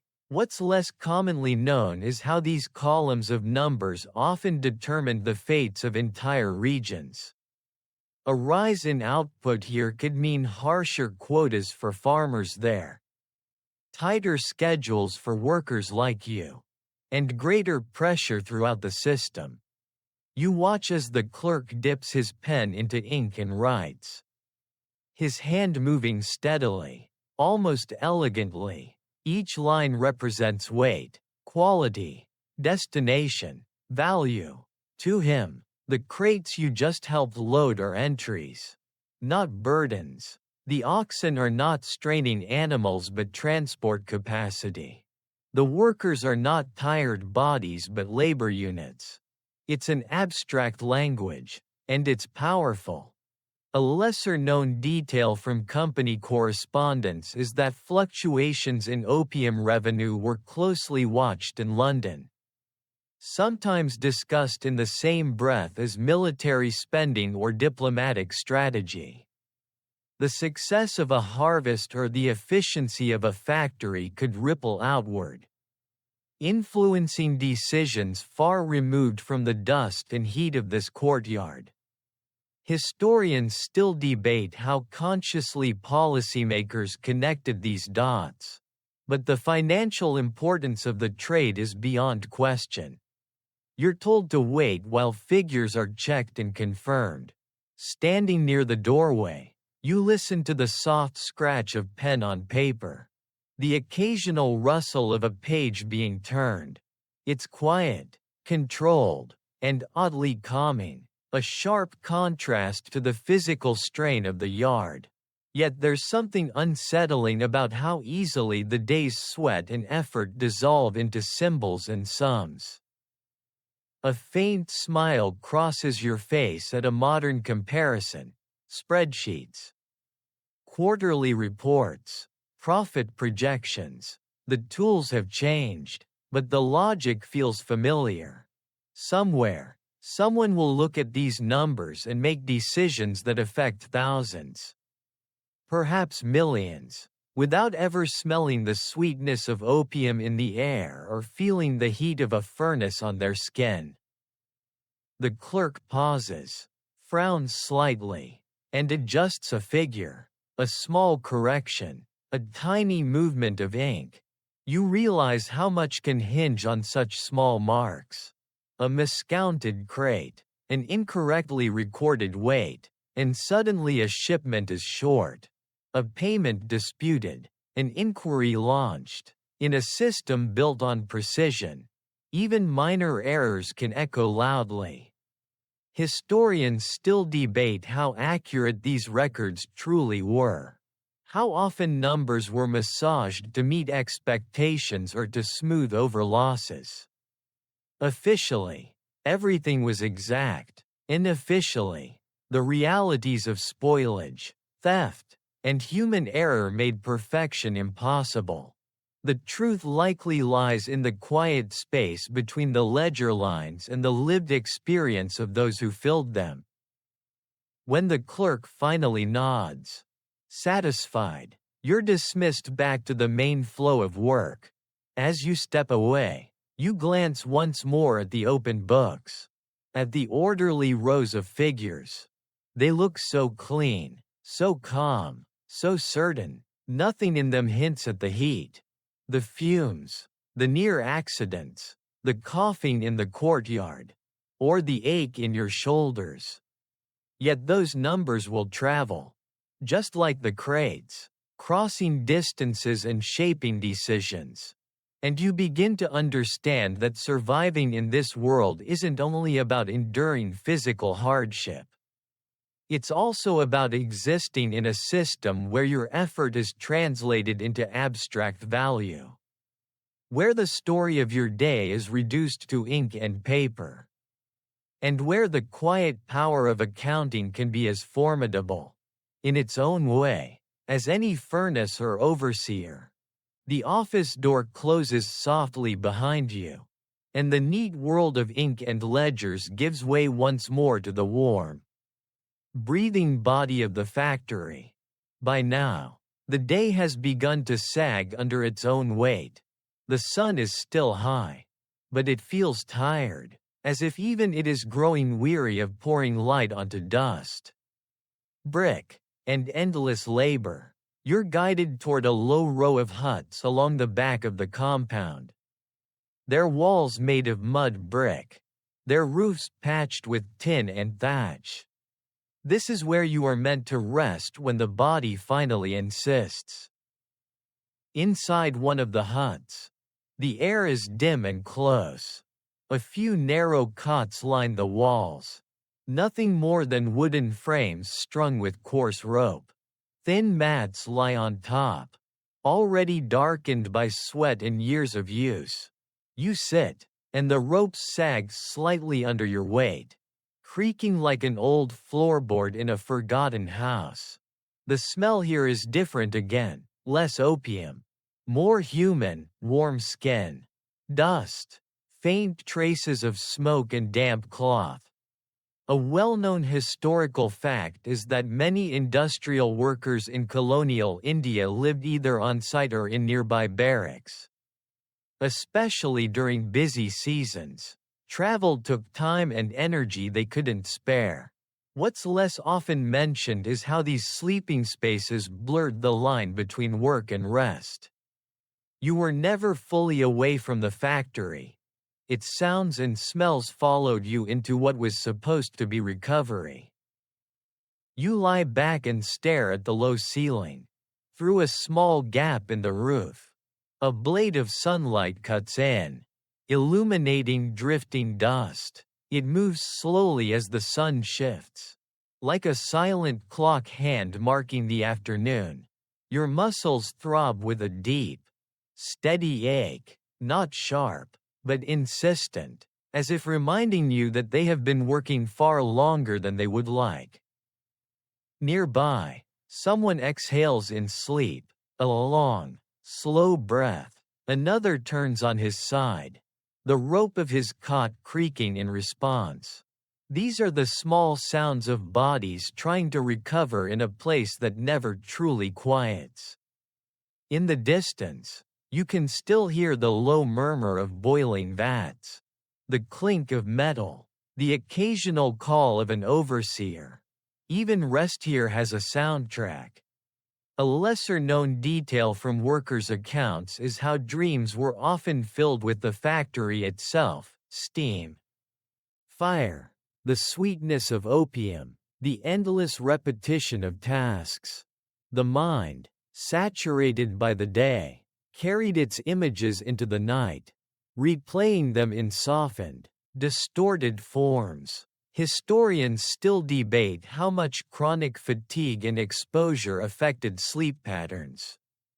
But many descriptions speak of light, broken rest, never fully refreshing. You close your eyes for a moment, and the warmth wraps around you. Not comforting warmth, but the kind that makes you drowsy and heavy. Like lying in a room that's just a bit too hot. Your thoughts begin to drift, unanchored, floating from one image to another, the copper vats, the scales, the carts rolling through the gate, the neat columns of numbers in the ledger. They blur together, losing their edges. A faint, tired joke crosses your mind about power naps and modern advice to recharge productivity. You almost smile. Here, a nap isn't a wellness strategy, it's a necessity. A brief surrender to exhaustion before the next demand. And even then, it's a fragile thing, easily broken by a bell or a shout. As you lie there, half awake, half asleep, you become aware of your own breathing. Slow and shallow. The air is still warm, still faintly sweet, and it fills your lungs with that same familiar heaviness. It's not enough to make you cough, just enough to remind you where you are, even in rest. Historians continue to discuss how living conditions affected long-term health and morale. How the lack of true separation between work and home wore people down over years. For you, in this moment, it's simpler. Your body wants stillness. Your mind wants quiet. But the factory, even when you're lying down, never fully lets go.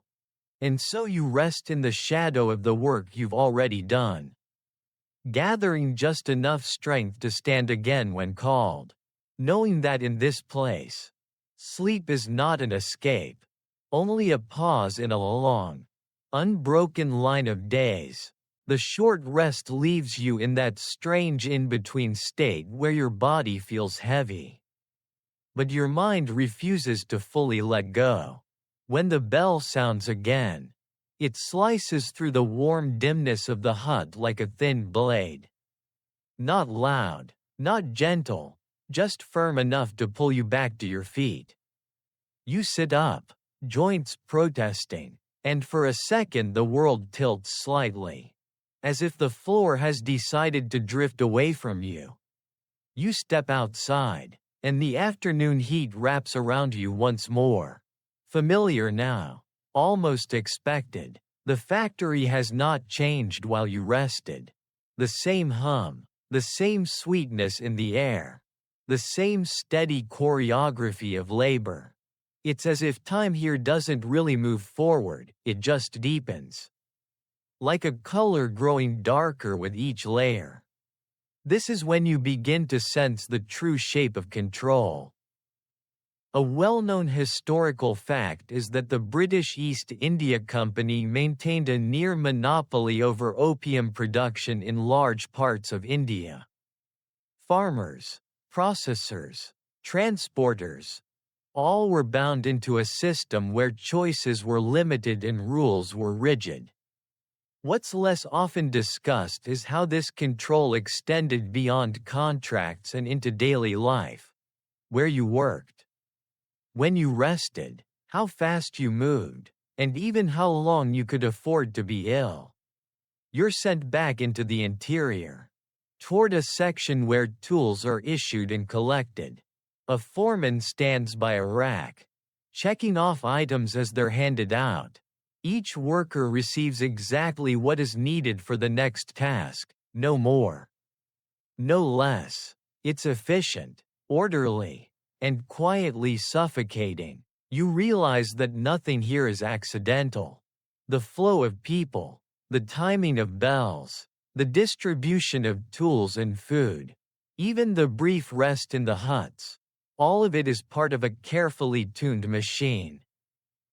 A lesser-known detail from colonial labor systems is that workers were often assigned not only tasks, but reputations. Someone labeled steady might be kept on lighter, more precise work. Someone marked slow could be pushed toward heavier labor. These labels followed people, sometimes for years, shaping their daily reality. Historians still debate how formalized this system was, but personal accounts suggest that once a judgment was made, it was hard to escape. You take your tool and move to your station, aware that somewhere, in a ledger or a notebook, you are already a small note, a quiet assessment. The thought brings a faint, ironic smile. In modern life, algorithms do this work, tracking performance, ranking efficiency. Here, it's done by human eyes and memory.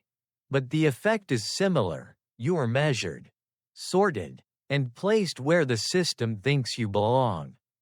As you begin working again, the rhythm returns quickly, almost too quickly. Your body slips back into the pattern, hands moving, feet adjusting, breath falling into a steady pace.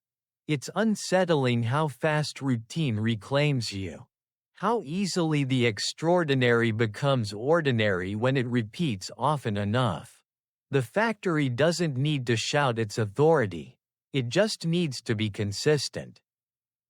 You hear two workers quietly discussing rumors of reassignment, of being sent to a different section next week. One sounds hopeful, the other wary. Change can mean relief, but it can also mean harder conditions. No one really knows. Decisions come from above, filtered down through layers of management. And by the time they reach you, they are no longer questions, only facts. Historians still argue about how much mobility existed within such systems, whether workers could improve their situation or if most were locked into the same roles for life.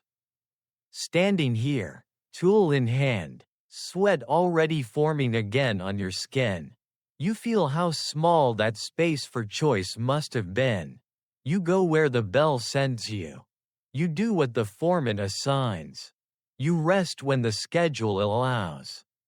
And in that steady, controlled rhythm, you begin to understand something deeper than fatigue.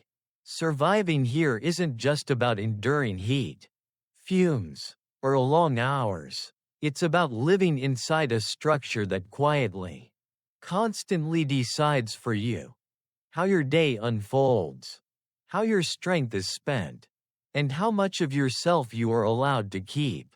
By the time the afternoon settles into its long, slanting light, a different kind of energy moves through the factory. It's quieter, more inward, like a tide that has begun to turn but hasn't yet revealed how far it will pull. The work continues, but the rhythm softens, stretching out, and in the spaces between motions, you begin to hear things you couldn't hear before. Whispers. They pass between workers like small, careful birds, landing for a second, then taking off again. No one speaks loudly. No one looks directly at the overseers while talking. The words are shaped with caution, wrapped in half-finished sentences and lowered voices. You catch fragments. Too many hours. The new quota, they say in the other factory. Nothing that could be called open defiance. Just questions, concerns, and the quiet sharing of unease. A well-known historical fact is that the 19th century saw the rise of labor movements in many parts of the world. As industrial workers began to organize and demand better conditions. In colonial settings, however, such organization was far more dangerous and far less visible. What's less commonly known is that in places like opium factories, resistance often took the form of murmurs and small acts rather than strikes or protests. A slow pace here, a shared warning there, a collective silence when asked an uncomfortable question. You're working near a group of older men, their faces lined not just by age, but by years of heat and repetition. One of them speaks quietly while pretending to focus on his task. He mentions a cousin who once tried to leave, who went back to his village to farm instead. The story trails off, unfinished, but you sense there is more behind it: contracts, debts, pressures that made leaving more complicated than simply walking away. A lesser-known detail from colonial labor systems is the role of advances and loans. Workers were sometimes paid in advance, or their families were supported during lean seasons, creating obligations that bound them to the factory. Historians still debate how voluntary this arrangement truly was. On paper, it looked like assistance. In practice, it often meant that people were tied to their work by invisible threads of money and expectation. You listen, saying little, aware that even these quiet exchanges carry risk. Yet the need to speak, to share, to make sense of the strain, seems stronger than fear, at least in small doses. The factory's constant noise becomes a kind of cover, allowing words to slip through, hidden in the hiss of steam and the scrape of tools. Someone makes a soft, dry joke about how the walls must know all the secrets by now. Having heard so many over the years, a few tired smiles appear. It's the third light moment of the day. And like the others, it's brief, but it warms something inside you. Humor here is like a candle in a large, drafty room.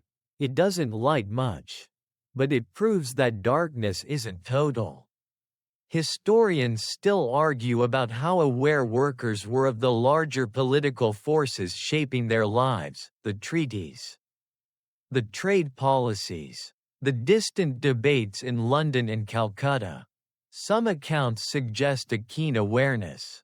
Others portray a focus on the immediate and the local. Standing here, hearing these whispers, you feel how both could be true. People may not know every detail of imperial strategy, but they know when their hours grow longer, when their bodies grow more tired, and when the promises of improvement remain just that, promises. The murmurs fade as footsteps approach.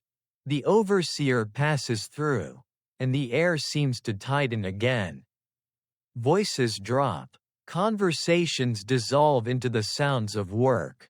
The small pocket of shared thought closes, like a book being gently but firmly shut. Yet the words linger in your mind.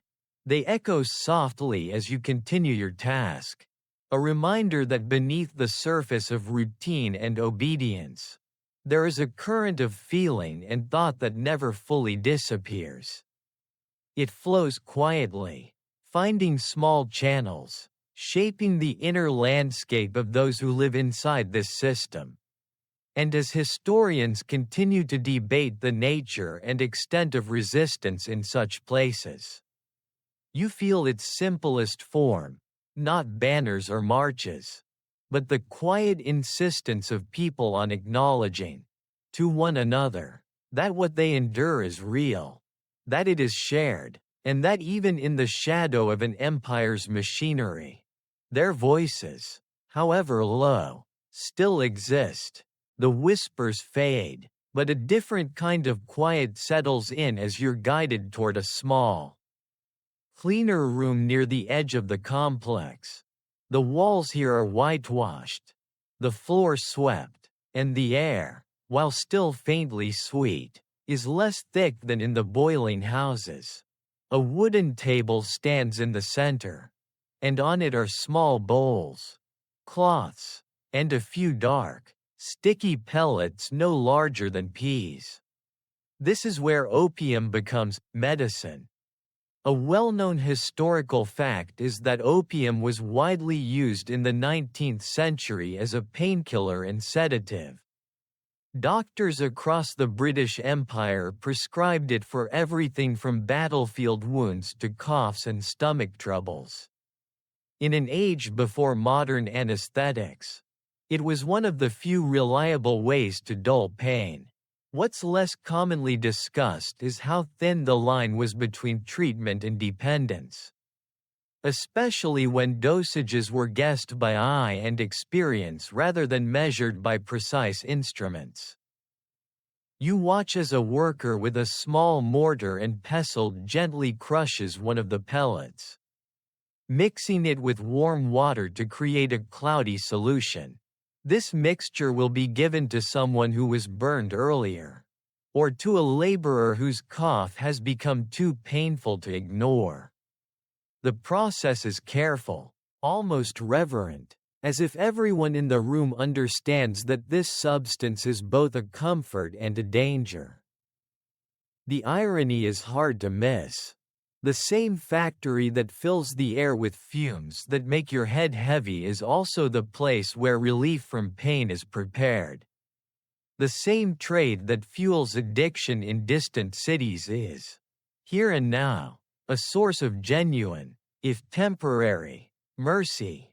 You think of modern pharmacies, with their bright lights and precise labels, and compare them to this quiet corner where dosage is judged by memory and trust.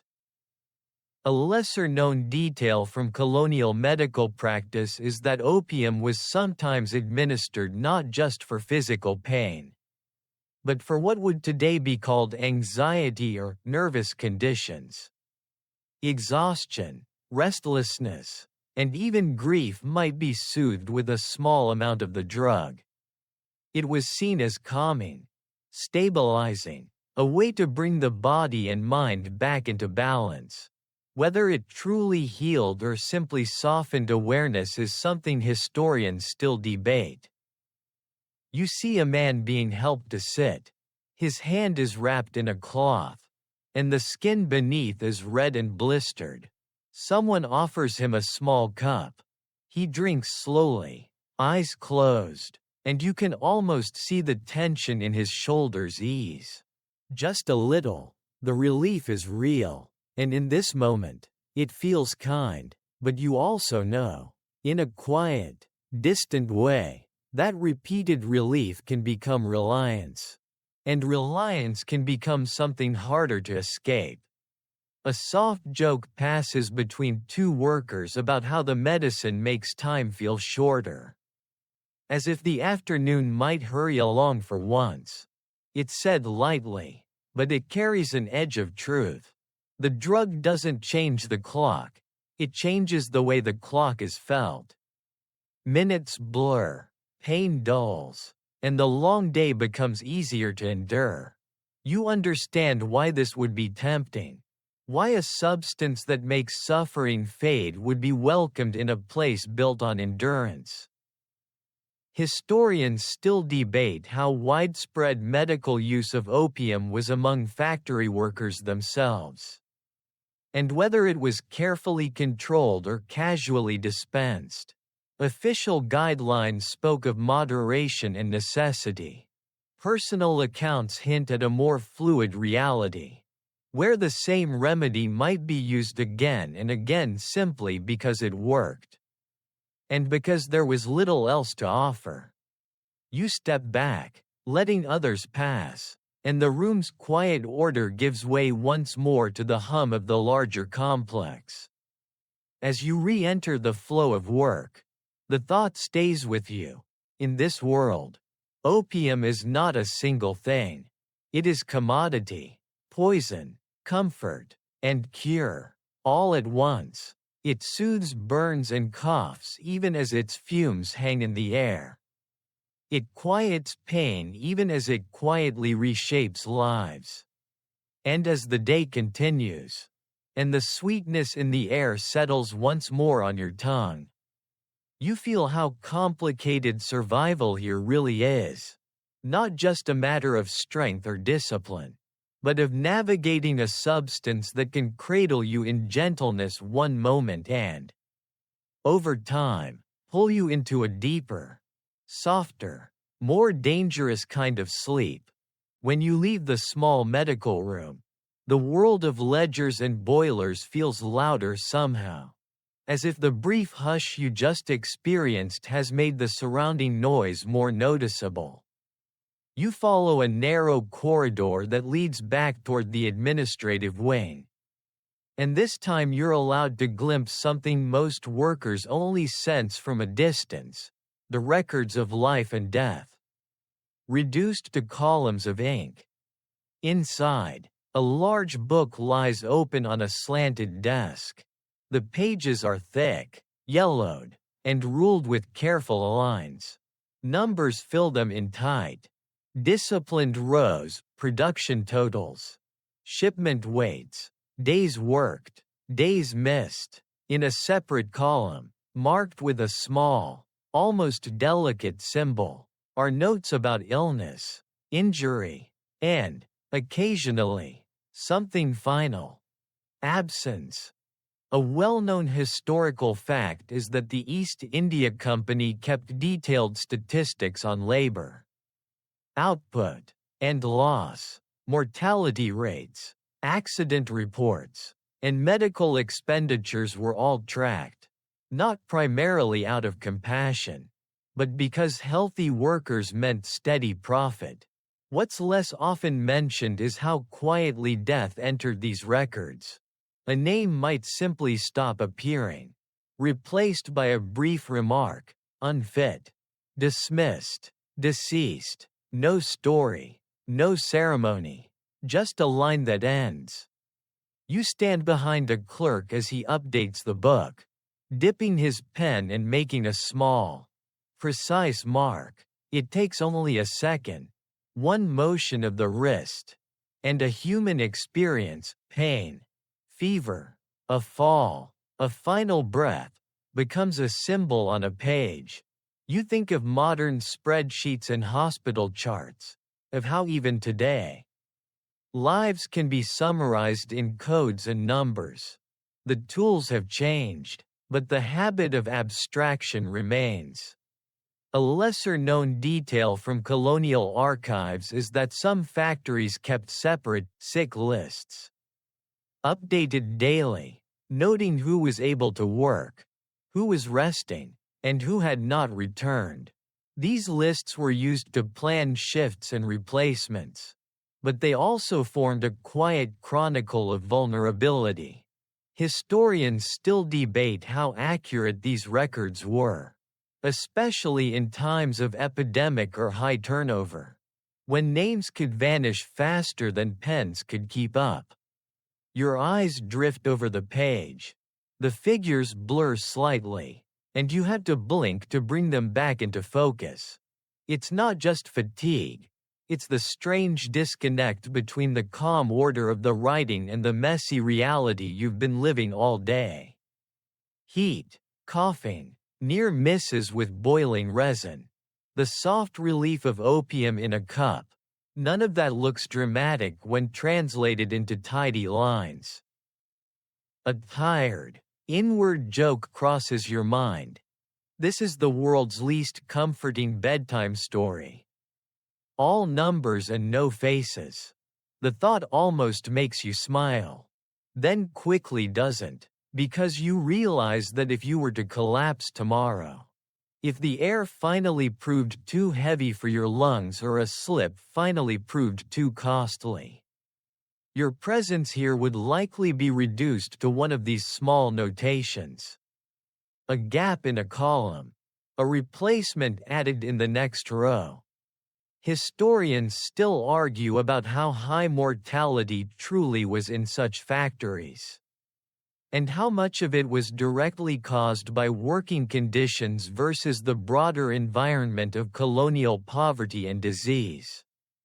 The statistics vary, the interpretations shift, but standing here, looking at the ledger, you feel how fragile the boundary is between being a worker with a number and becoming a number that marks an ending. The clerk closes the book gently, as if tucking something away for safekeeping. The sound is soft, final. You step back into the corridor. The hum of the factory wrapping around you again. The air is warm, sweet, familiar now in a way that feels both comforting and dangerous. As you walk, the image of that open page stays with you.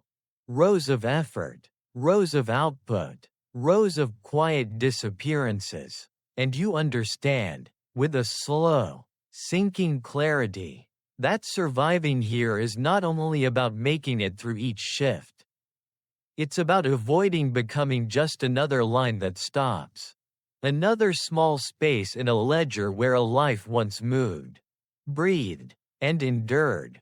By the time you're led back toward the main workrooms, the sky outside has begun to change. The harsh white of midday softens into a warmer gold, and the light slants in through the high windows at a lower angle, catching on dust and steam and turning them into drifting ribbons of amber. It's the hour when the heat no longer feels aggressive, just persistent, like a hand that has been resting on your shoulder for so long you almost forget it's there. This is when the monsoon air makes itself felt. Even in seasons when the rains are weeks away, the humidity rises in the late afternoon, creeping into the buildings and clinging to skin and cloth. The walls seem to sweat. The floor feels faintly slick underfoot. Every breath carries not just sweetness, but moisture, making the air feel thick, heavy, slow to move. You become acutely aware of your own lungs, of how they have to work a little harder to pull this damp warmth inside and push it back out again. A well-known historical fact is that climate played a huge role in colonial industry in India. Heat and humidity affected everything: the storage of goods, the health of workers, even the timing of production cycles. What's less commonly mentioned is how subtle changes in weather could alter the very behavior of materials. Opium paste, for example, could absorb moisture from the air, becoming softer, stickier, more prone to mold if not carefully monitored. You're sent once more to check the racks of cooling cakes. This time, the surface of some feels slightly tackier than before, as if the air itself has breathed on them and left a damp kiss behind. An older worker presses gently with his thumb, frowns, and signals that the trays need to be moved to a drier spot. Closer to a draft, small adjustments, guided by a long experience. A lesser-known detail from factory manuals is that seasons were tracked almost as carefully as output. Certain months were known for spoilage, others for cracking, others for insects. The calendar was not just a measure of time, but a map of risks. Historians still debate how precise this knowledge was and how evenly it was applied. But there is no doubt that the environment was an active participant in the work, not just a backdrop. As you carry a tray, you feel the dampness in your own clothes, the way fabric sticks lightly to skin. Sweat doesn't evaporate easily now, it simply stays, cooling slightly, then warming again. It's the kind of discomfort that doesn't shout, just whispers constantly, reminding you of itself. You think of modern complaints about bad weather for productivity and almost laugh. Here, the weather isn't an inconvenience. It's a condition of survival. A faint, tired joke passes between two workers about how even the air seems too lazy to move. Someone murmurs that it's like breathing through warm cotton. The image is oddly accurate. You draw in a slow breath and feel the resistance, the softness, the weight. Historians still argue about how much seasonal illness in such factories was caused by humidity and how much by crowding and fumes. Records speak of fevers that rose with the rains, of coughs that lingered longer in damp months. Standing here, feeling the air press gently but firmly against your chest, you understand how the climate itself could become another invisible overseer, shaping how long bodies could endure. The light continues to soften, turning the brick walls a deeper orange, the steam a glowing veil. It's beautiful, in a quiet, aching way, and as the day leans toward evening, you sense that the factory, like the weather, is settling into a slower, heavier rhythm, one that doesn't release you, but holds you in its warm, humid grip, asking your lungs and muscles to keep working just a little longer. In air that feels more like a presence than a space, the afternoon's warmth begins to ease into something softer, and with it comes a subtle shift in the factory's mood. You're no longer moving crates or stirring vats. Instead, you're standing near a wall where a large, faded map is tacked up, its edges curled, its surface marked with thin, dark lines tracing rivers, coastlines, and long arcs across the sea. A clerk points at it while speaking quietly to a group of drivers and supervisors, his finger following a route from inland India to the great ports. And then farther still, across open water. This is where the journey becomes ocean. A well-known historical fact is that opium produced in India was shipped to China, a trade that eventually helped trigger the Opium Wars in the mid-19th century. British merchants, backed by imperial power, pushed the drug into Chinese markets, leading to widespread addiction and, when Chinese authorities tried to stop the trade, to armed conflict. It's a story often told in terms of battles and treaties, of gunboats and diplomacy. But it begins here, in places like this, with routes sketched on paper and cargo counted in careful columns.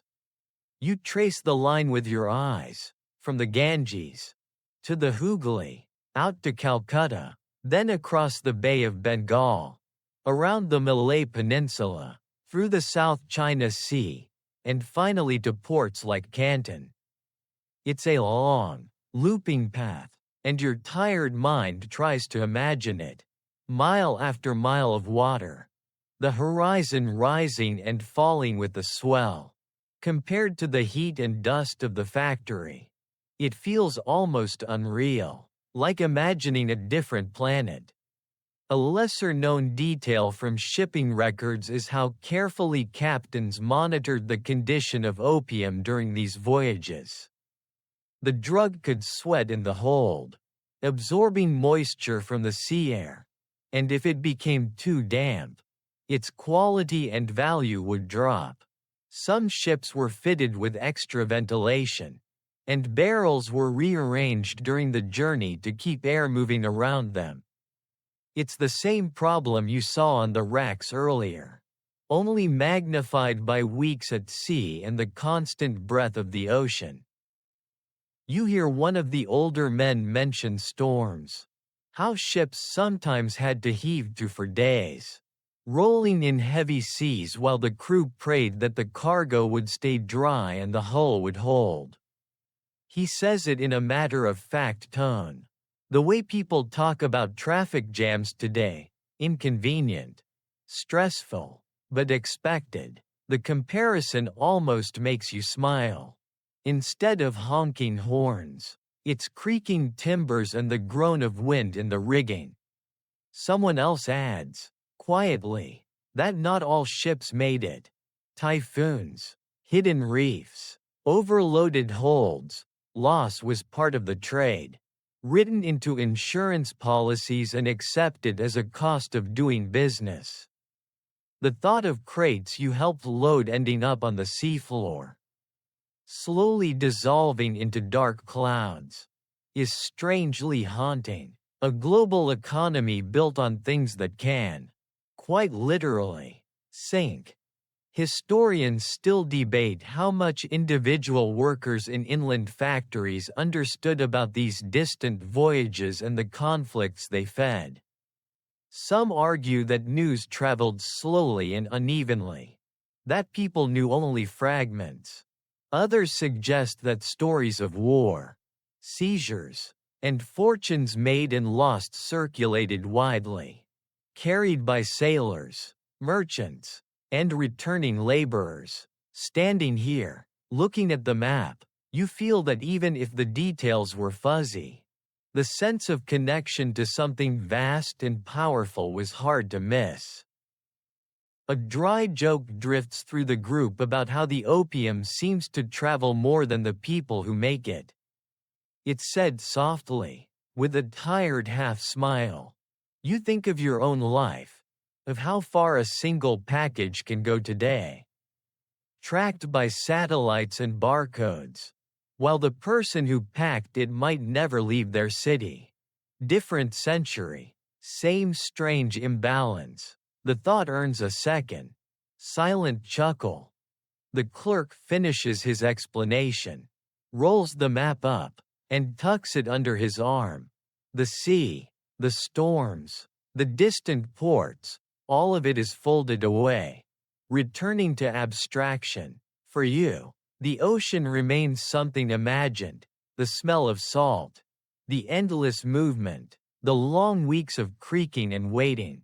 Yet you know that what you've helped produce is already on its way, or soon will be, carried by wind and wave toward a history that will remember battles and treaties far more readily than the warm, sweet air of the rooms where it all began. As you turn back toward the interior, the factory's hum rises again, grounding you in heat and brick and breath. The routes across the sea may be long and dramatic, but your world, for now, is still here on solid ground. In air that clings, in a system whose reach extends far beyond its walls, pulling you into the first quiet link of a chain that stretches all the way to warships on distant horizons. As the map is rolled away and the talk of oceans and distant ports fades, you're led back into the familiar warmth of the factory, where the air feels almost intimate now. Like something that knows your skin. The light outside is lowering. And inside, lamps are being lit, their flames wavering and throwing long, soft shadows against the brick walls. The day is beginning to tilt toward evening, but the work does not yet loosen its grip. This is the hour when reputation settles in. A well-known historical fact is that British opium from India developed a global reputation for quality and consistency. In Chinese ports, certain grades and origins were recognized by name, fetching higher prices and commanding trust in the market. Merchants spoke of it the way modern buyers talk about brand names, with expectations shaped by past experience.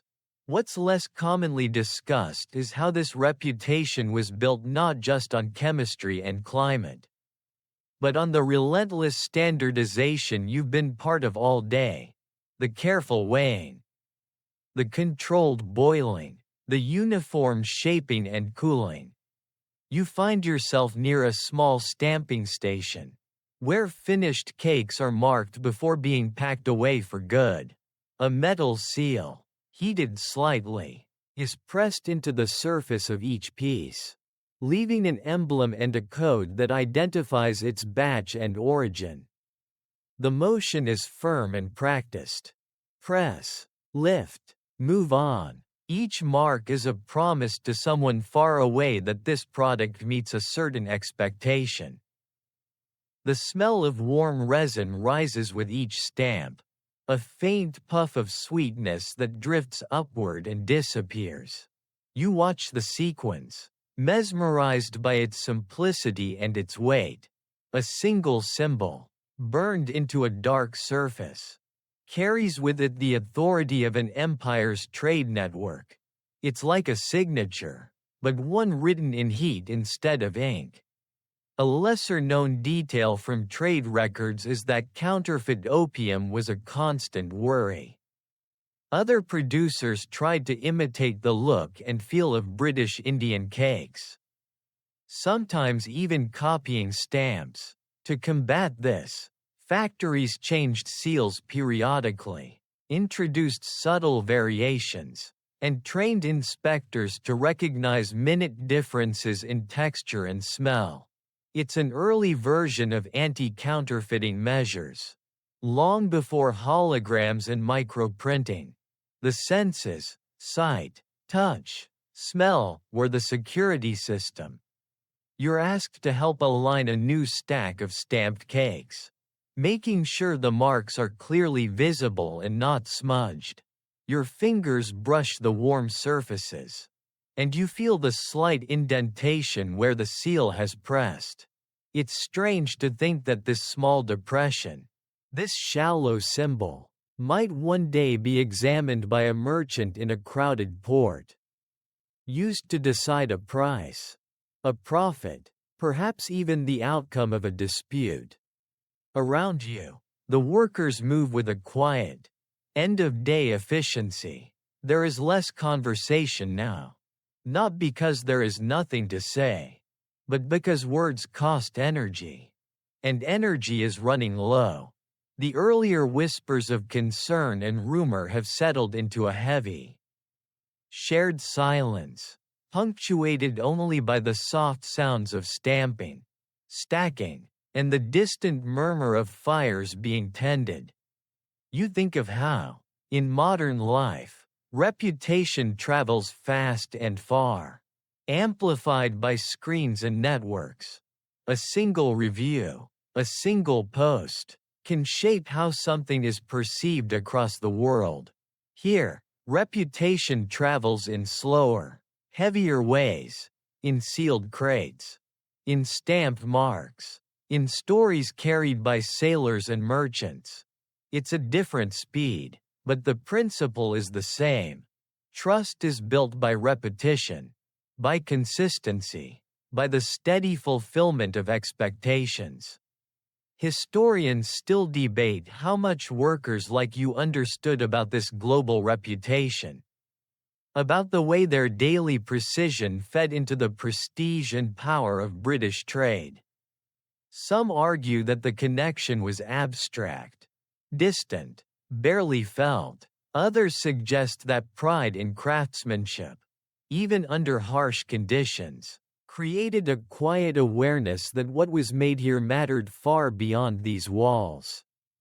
Standing at the stamping table, watching the same emblem appear again and again, you feel a hint of that awareness.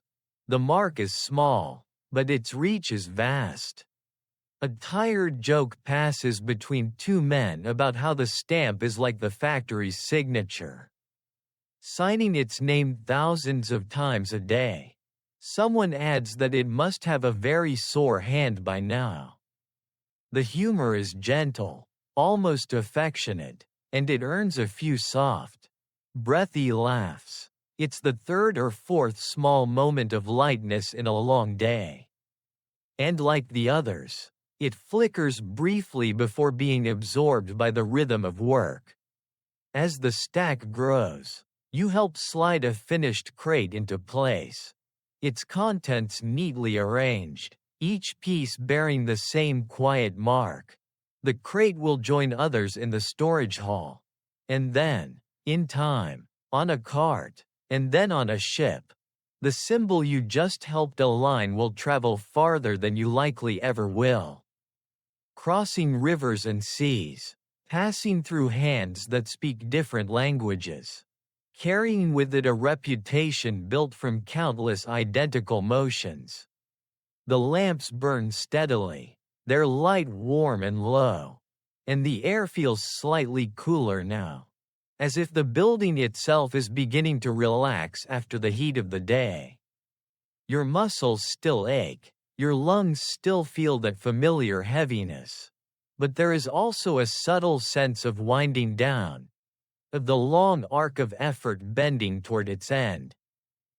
And yet, even as evening approaches, you know that the system does not truly rest. It only pauses, gathers, and prepares to begin again. The stamps will press again tomorrow. The vats will boil again. The ledgers will fill with new lines. The maps will trace the same routes. And the reputation of this place will continue to be renewed, mark by mark, crate by crate. In that quiet, repetitive act of pressing a symbol into warm, dark resin, you glimpse how something as vast as an empire's trade can be built from something as small and simple as a single steady motion, repeated until it becomes the world's expectation. The stamping room slowly empties, and the soft glow of the lamps follows you as you're guided back toward the workers' quarters at the edge of the compound. The air outside has cooled just enough to feel different on your skin. A gentle contrast to the warm, sweet heaviness you've been breathing all day. Dusk settles over the yard, turning dust into shadow and the outlines of buildings into dark, quiet shapes. This is when thoughts of home begin to surface. A well-known historical fact is that many laborers in colonial factories were migrants, drawn from surrounding villages or even distant regions by the promise of steady work. Some came alone, leaving families behind, planning to send money back when they could. What's less often spoken about is how this separation shaped daily life. Long hours, strict schedules, and on-site housing meant that weeks or months could pass without seeing loved ones, turning absence into a constant, background presence. You sit on a low step near the huts, the day's heat slowly leaking out of the bricks beneath you. Nearby, a man takes a folded scrap of cloth from his pocket.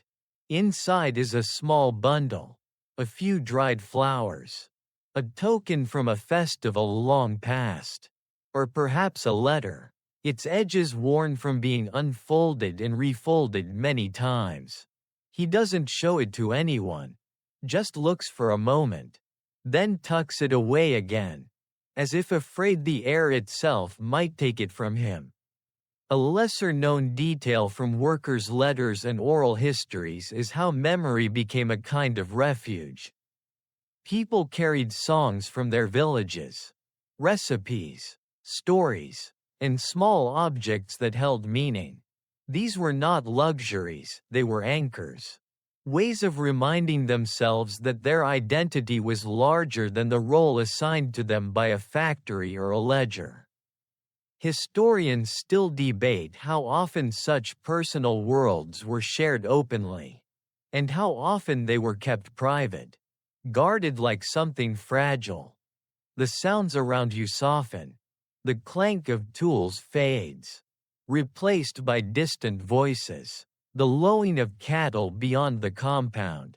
The first evening insects beginning their steady chorus. It's a different kind of rhythm, slower and more organic, and it tugs at something inside you. You imagine a cooking fire in a village, the smell of familiar food, the comfort of voices that know your name not as a number, but as a person. Someone nearby mentions a child who will be old enough to walk by the time he next returns home. The sentence is said quietly, without drama, but it carries weight. Time passes whether you are there to witness it or not.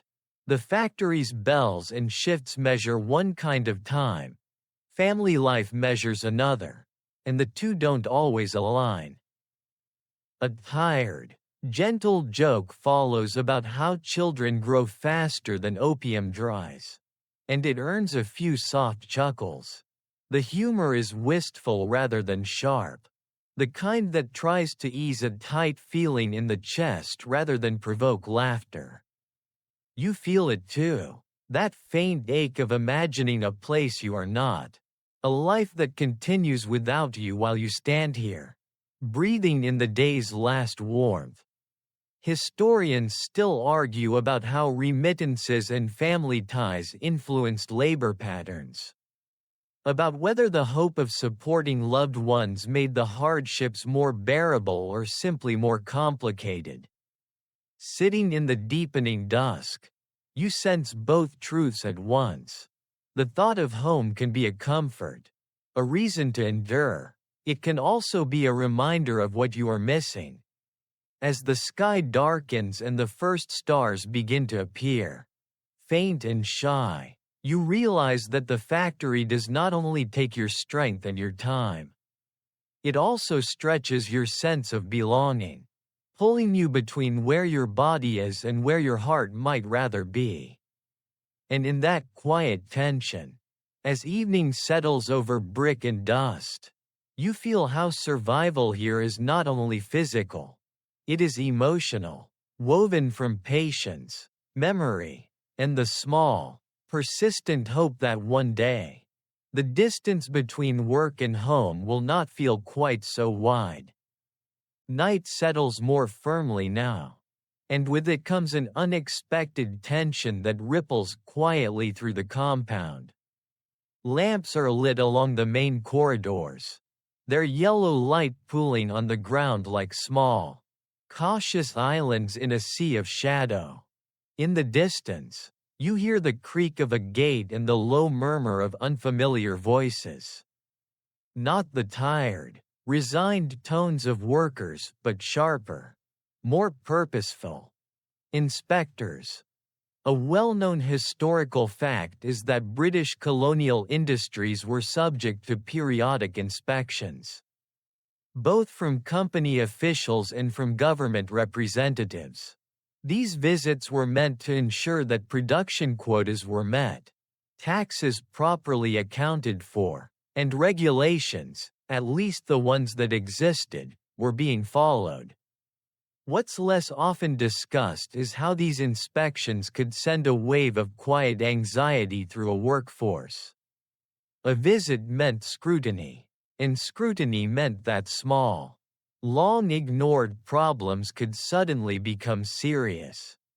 You're told to remain at your station, but your eyes drift toward the entrance of the main building, where a group of men in cleaner clothes and polished boots is being ushered inside. Their posture is upright, their movements unhurried. They carry notebooks and speak in low, confident tones, the way people do when they expect to be listened to.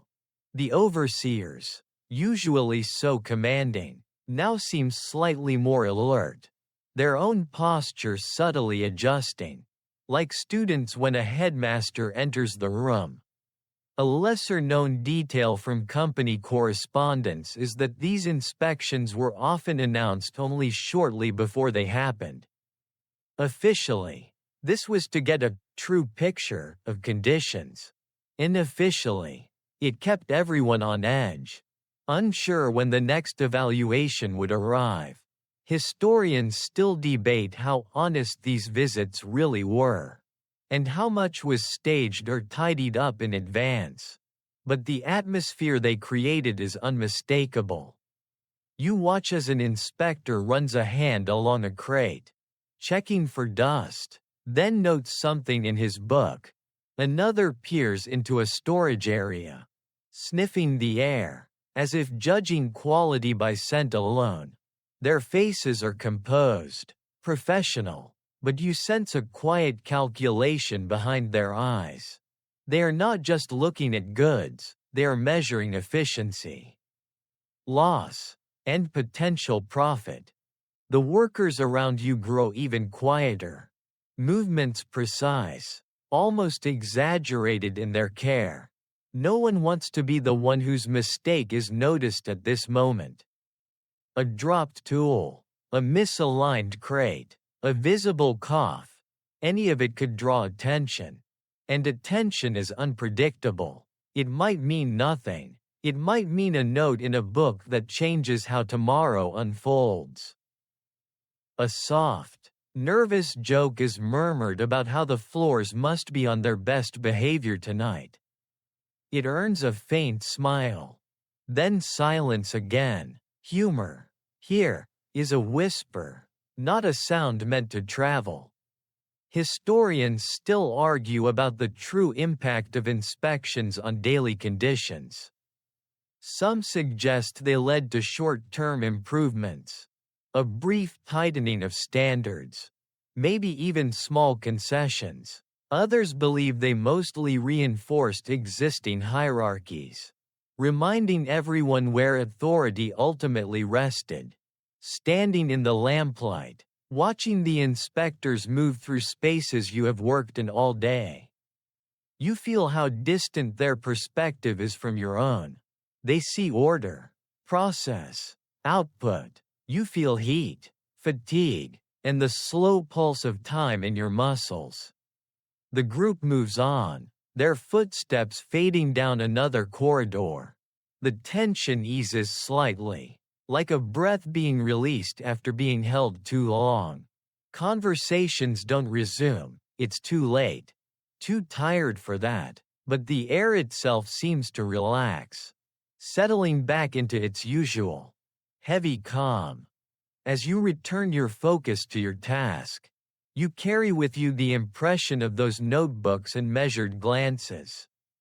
They are another layer of control, another set of eyes that can reach into this world from far beyond it. And you realize that survival here is not only about avoiding heat, fumes, or accidents. It is also about passing, again and again, through moments of scrutiny, remaining unremarkable enough to be left alone, and steady enough to keep moving when the attention of distant power briefly sweeps across your small, weary corner of the empire.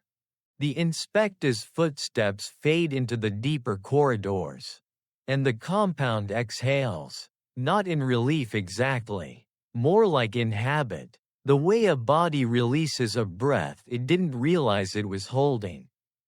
Lamps continue to flicker, moths circle their warm halos, and the night air, finally cooler, slides in through open doors and high windows, carrying with it the faint promise of sleep. This is the hour of rumors. Someone whispers that new rules might be coming, that London is talking about reforms, about making conditions more humane. The word sounds soft and distant, like a pillow placed gently on a hard floor. You've heard versions of this before. Stories that drift in with the evening and settle somewhere between hope and skepticism. A well-known historical fact is that, in the 19th century, there were periodic calls within Britain to regulate colonial industries. Driven by humanitarian movements and parliamentary debates, reports were written, committees formed, and speeches made about the moral cost of empire. What's less commonly known is how slowly such reforms filtered down, and how often they changed shape along the way. A rule meant to limit hours might become a suggestion. A guideline for safety might turn into a line in a manual no one had time to read. Historians still debate how effective these early reforms truly were, and whether they improved daily life in factories like this or merely eased consciences far away. You hear someone murmur that in another region, Workers were promised shorter shifts after an inspection. Another replies, quietly, that promises travel faster than changes. The exchange is not bitter, just tired. It carries the weight of having seen expectations rise and settle again like dust after a cart passes. A small, dry joke slips out about how even the rules must get tired from walking all this way from England. It earns a soft, breathy laugh. Another adds that by the time a reform arrives, it will probably be old enough to retire. The humor is gentle, the kind that doesn't mock hope, only its delays. As you move through the dim corridors, checking one last stack, wiping one last surface, you notice how the factory itself seems to slow. Fires are banked lower. The bubbling in the vats softens to a murmur. The great, relentless machine is not stopping, but it is easing, like a heart settling into a calmer rhythm after exertion. You think about how change works in large systems. In your own time, it comes through emails, policies, updates that promise improvement. Here, it comes as whispers, as rumors carried by travelers and officials, as faint ripples from debates in rooms you will never see. The scale is different, but the feeling is familiar. The sense of waiting, of living in the gap between what is and what might someday be. A lesser-known detail from the period is that some factory managers did experiment with small adjustments, slightly longer breaks during extreme heat, minor improvements in ventilation, a few extra minutes of rest during busy seasons. These were often personal decisions rather than mandated ones. Dependent on the temperament of whoever was in charge, they could disappear as quickly as they appeared, replaced by stricter schedules when pressure for output increased. You pause near an open doorway and let the cooler air touch your face. It feels like a quiet kindness, a natural reform that arrives without committees or signatures. For a moment, you imagine what true change would feel like: cleaner air, safer floors, hours that bend toward rest rather than endurance. The thought is soothing, like imagining a soft bed after a long journey. Then a bell sounds, gentle this time, signaling the winding down of the shift. Reality returns, not harshly, but firmly. Whatever reforms may come, tonight is still tonight, and tomorrow will still begin with the same gait, the same smell, the same steady demands. As historians continue to argue about the pace and impact of humanitarian change in colonial industries, you live the waiting itself, the slow, uncertain space where hope and routine coexist. And in that space, as the lamps dim and the factory settles into its nighttime hush, you understand that survival here is not only about strength or caution. It is also about patience, about carrying the idea of a softer future through long days, and about learning to rest, when you can, in the thin, quiet moments between what the world is and what it promises someday to become. The night has settled fully now, and with it comes a weight that is no longer just heat or humidity, but something deeper, heavier, as if the hours themselves have begun to press down on your bones.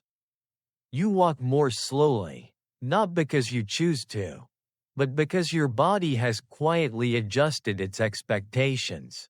Muscles that were merely tired in the afternoon now feel dense and thick, like they've been wrapped in layers of damp cloth.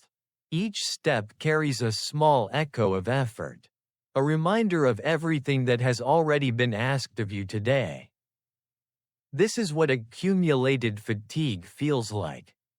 A well-known historical fact is that industrial labor in the 19th century often involved 6-day workweeks, with shifts that could stretch 10, 12, even 14 hours during peak seasons. Rest, when it came, was brief and functional. What's less often described is how exhaustion built not in dramatic spikes, but in slow, steady layers. Day after day, the body learned to operate with less reserve, until tiredness became a constant background state, like the hum of the factory itself. You pause near a wall, leaning just long enough to let your legs stop trembling. The brick is cool against your back, and the contrast is almost shocking. A small, sharp relief. You close your eyes for a second, and the world tilts, not dangerously, but enough to remind you how close you are to the edge of your own endurance. It's the same feeling people get late at night when they've stayed awake too long. When thoughts start to blur and the body insists, gently but firmly, that it would like to stop now. Around you, others show the same signs in different ways. A man rolls his shoulders slowly, trying to loosen a stiffness that won't quite leave. Another rubs his knees with both hands, as if warming them might coax away the ache. Someone stretches his fingers, opening and closing them, testing their willingness to keep obeying. These are quiet rituals, small negotiations between will and flesh. A lesser-known detail from workers' diaries and oral histories is how people learned to recognize their own limits with unsettling precision. They knew the exact point at which strength would drop suddenly, when a lift would become dangerous, when a misstep was more likely. Historians still debate how often such self-awareness prevented accidents, and how often, despite it, fatigue won anyway. But the descriptions are clear. Exhaustion was not just a feeling.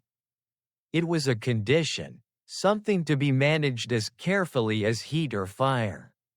You're asked to help with one last round of checks, ensuring that tools are stored, fires banked, doors secured. The tasks are simple, but even simplicity requires energy.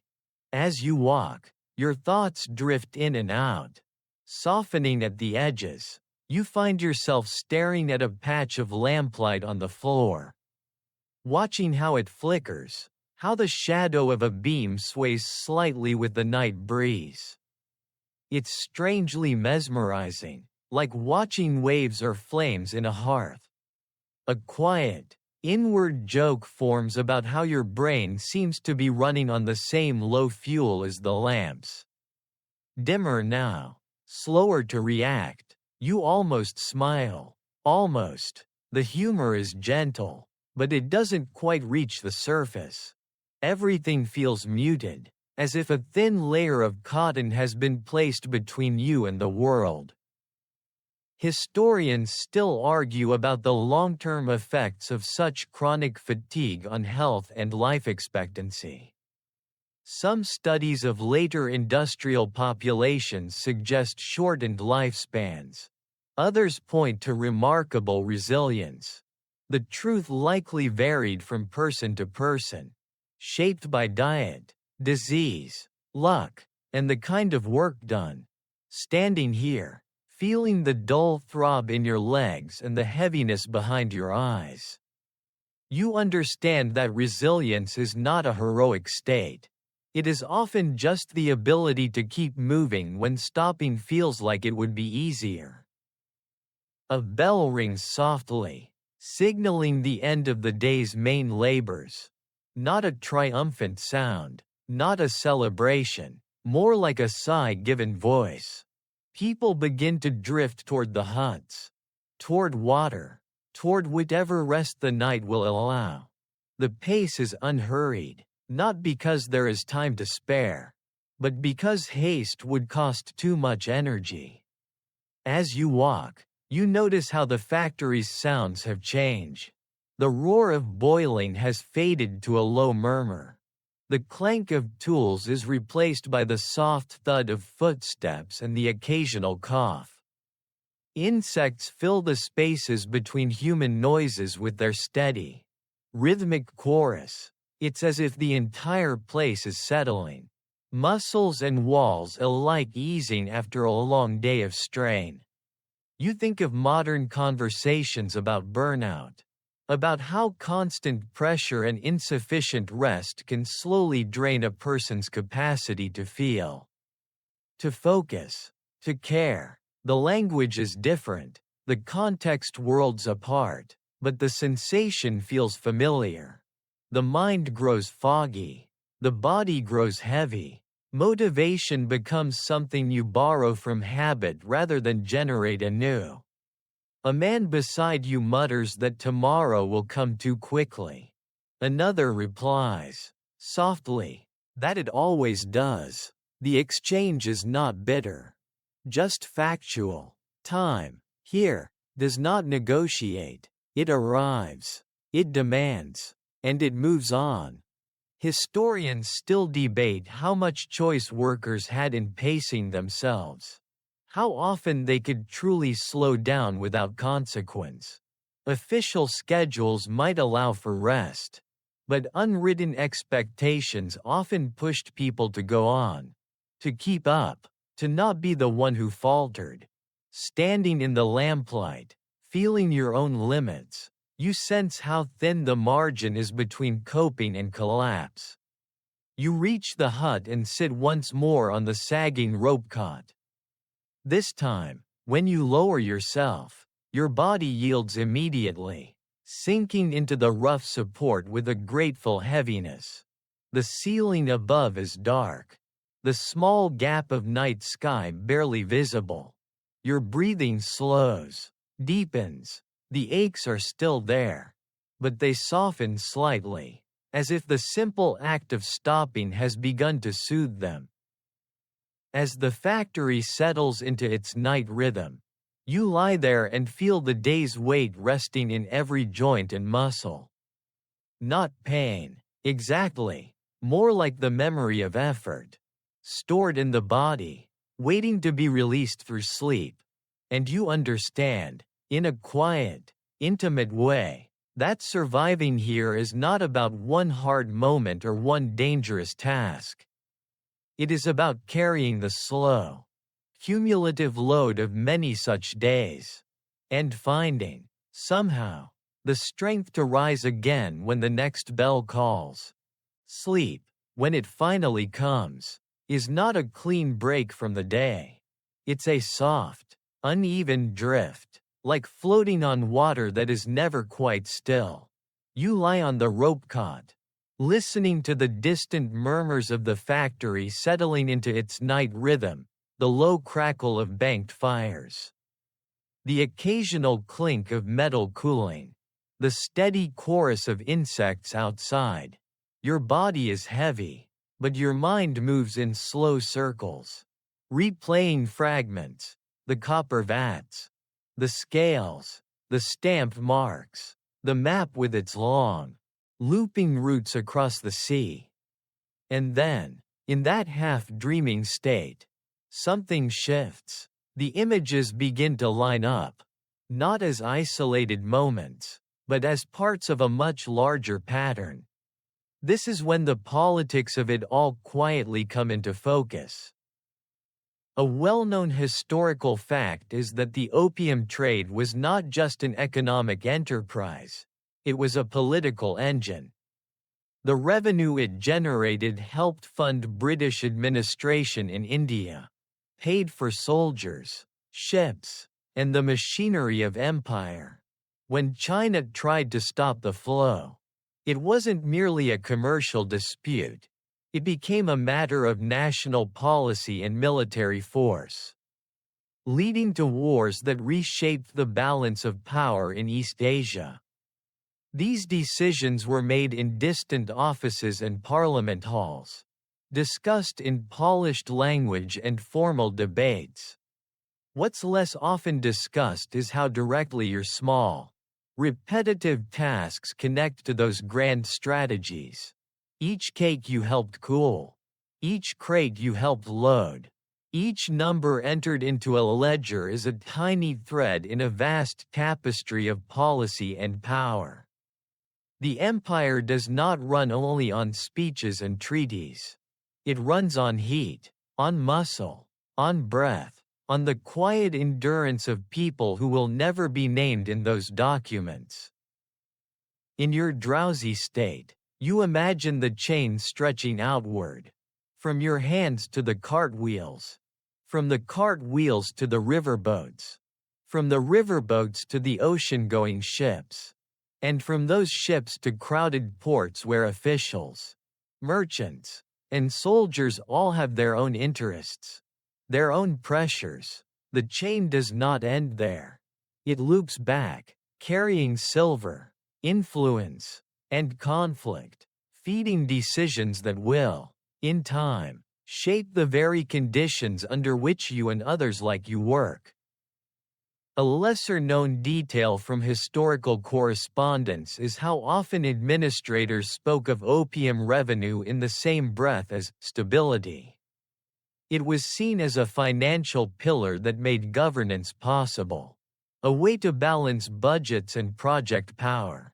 Historians still debate how consciously policymakers weighed the human cost against these perceived benefits. Some argue that they were fully aware and simply prioritized imperial interests. Others suggest a kind of compartmentalization, where suffering became an abstract concept, easier to accept when filtered through reports and statistics. Lying there, you feel the distance between abstraction and reality. For you, there is nothing abstract about heat, fatigue, or the sweetness that clings to your lungs. There is nothing theoretical about the way your muscles ache or how your breath sometimes feels a little too shallow. And yet, these sensations are the physical foundation of decisions that will be written in formal language and justified in grand terms. A faint, sleepy comparison drifts through your mind. A modern one. It's like how people today talk about supply chains and geopolitics. About how a factory in one country and a policy in another are connected by invisible lines of cause and effect. Most of the time, those lines are only noticed when something breaks. Here, you are living inside one of those lines, feeling its tension every hour of the day. In the hut, someone turns in their sleep and murmurs a few unintelligible words. The sound is soft, almost tender, and it reminds you that everyone here is carrying their own version of this awareness.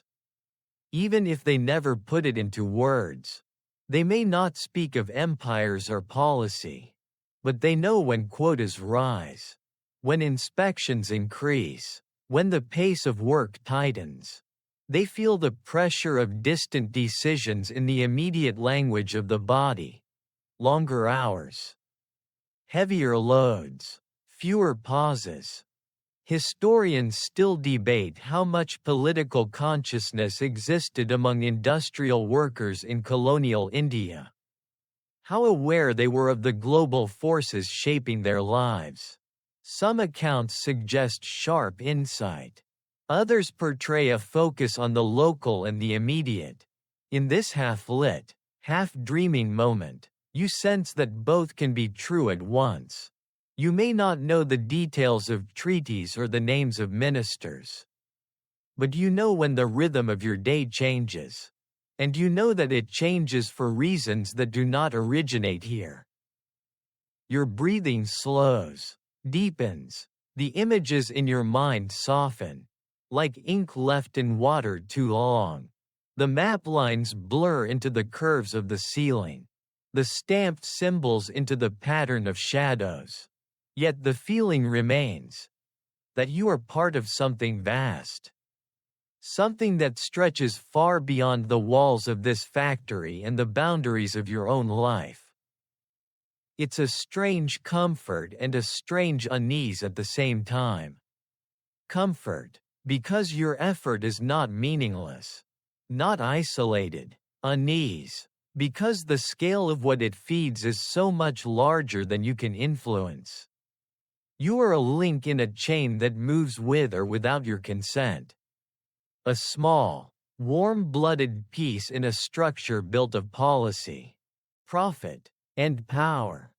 As sleep finally begins to claim you more fully, one last thought drifts through, slow and heavy. Surviving here is not only about enduring heat or avoiding accidents. It is about existing at the intersection of the intimate and the immense, about being a living, breathing part of decisions made far away, and about carrying, in your tired body, the quiet, continuous weight of an empire's needs. Sleep thins toward morning, and with it, your thoughts begin to drift back from distant seas and policies to the ground beneath your feet.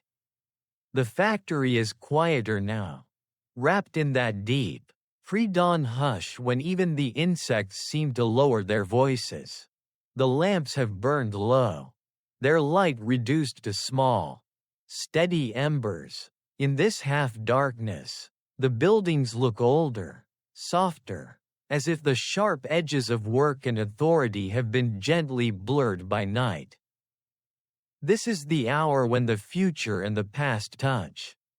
A well-known historical fact is that many colonial industrial sites did not last forever. Some were expanded into modern complexes. Others declined as trade routes shifted, laws changed, or new technologies made old methods obsolete. What's less often discussed is how, long after the machinery stopped and the gates rusted shut, the marks of these places remained in the landscape and in memory. Foundations under weeds, broken walls, stories told by grandparents, traces of lives once spent in heat and routine. You imagine this factory years from now. The vats cold, the scales dusty, the storage halls empty except for echoes and perhaps the soft cooing of birds nesting in the rafters. Rain will fall through holes in the roof. Plants will push their way between bricks. The sweetness in the air will fade, replaced by the smell of damp earth and leaves. To a passerby, it might look peaceful, even picturesque, like a ruin in a painting.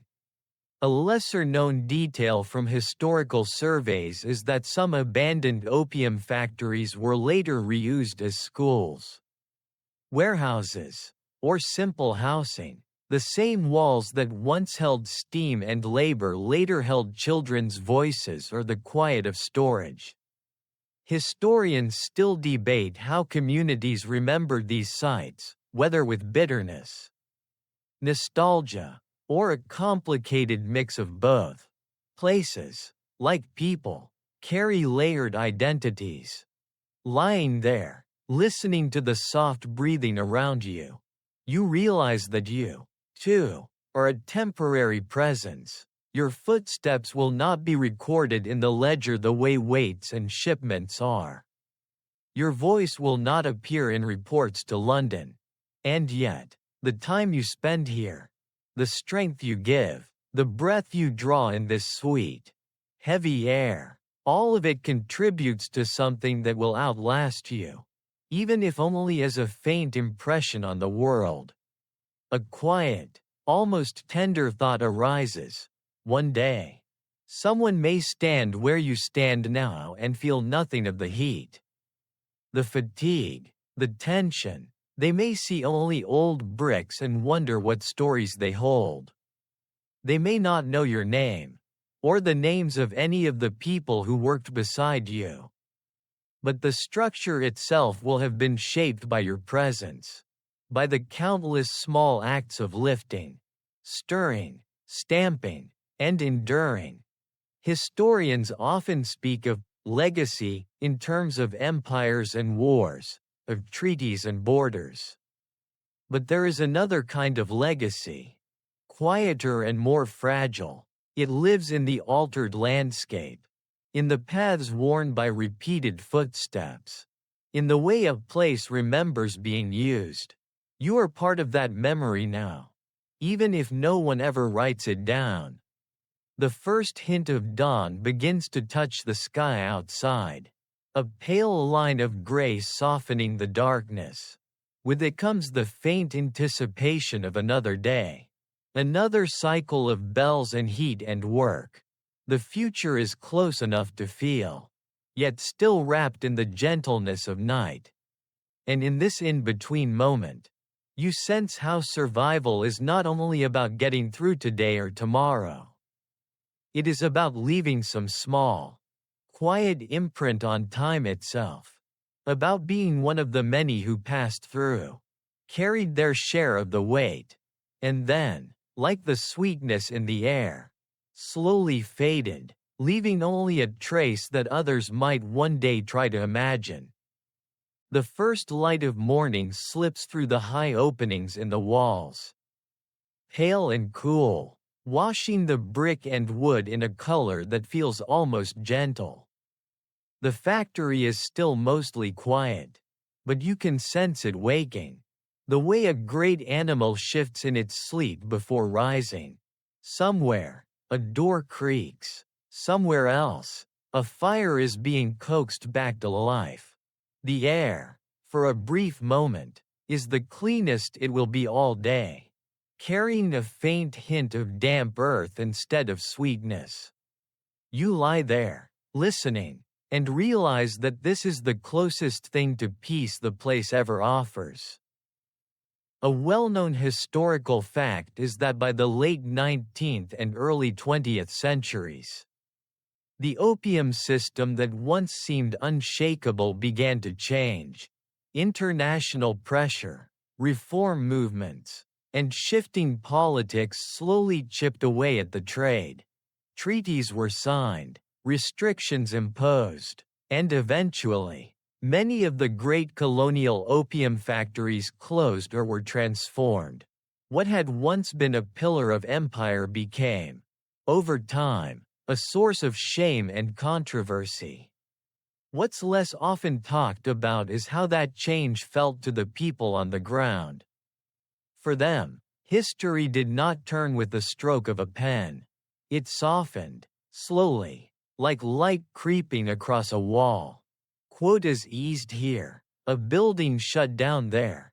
A route fell quiet, another opened. Historians still debate how sudden or gradual the end truly was, and how deeply its effects were felt in the daily lives of workers. But all agree on one thing: the world you are lying in now is not permanent.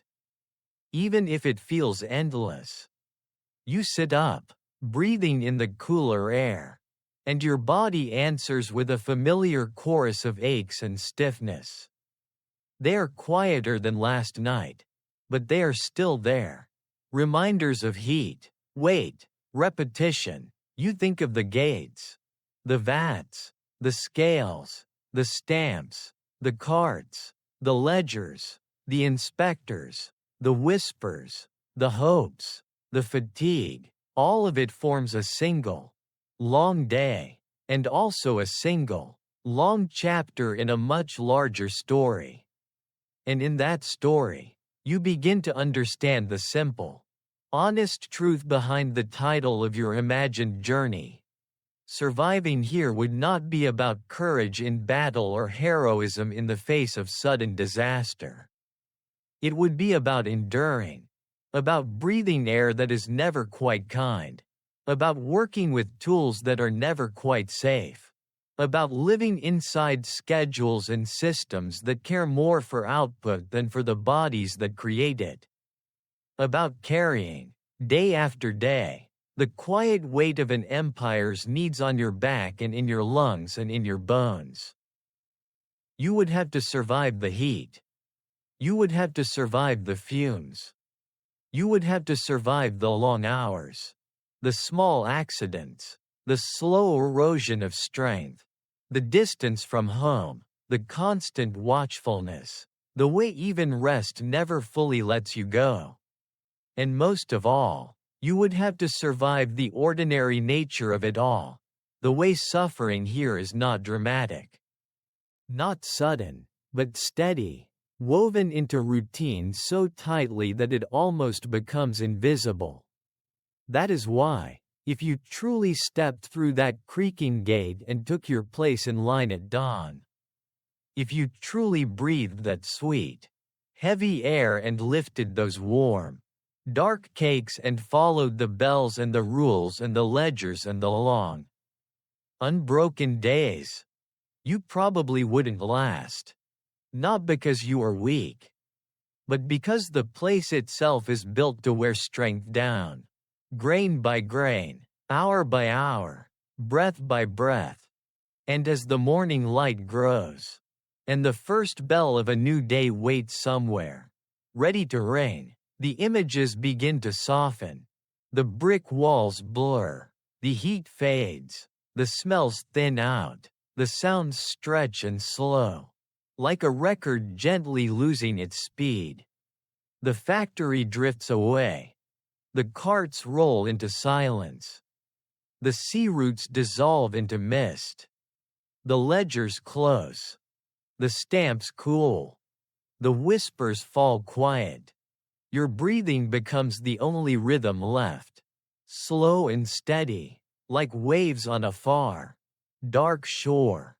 The story eases its grip, not with a sudden end, but with a long, gentle exhale, the way night releases the day, the way tired muscles finally let go, the way heavy thoughts soften into dreams. You are safe now. You are warm. You are still. And in the hush that follows, when even history seems to lower its voice, the last words come not as a statement, but as a lullaby, barely louder than a breath. End of script. Sweet dreams.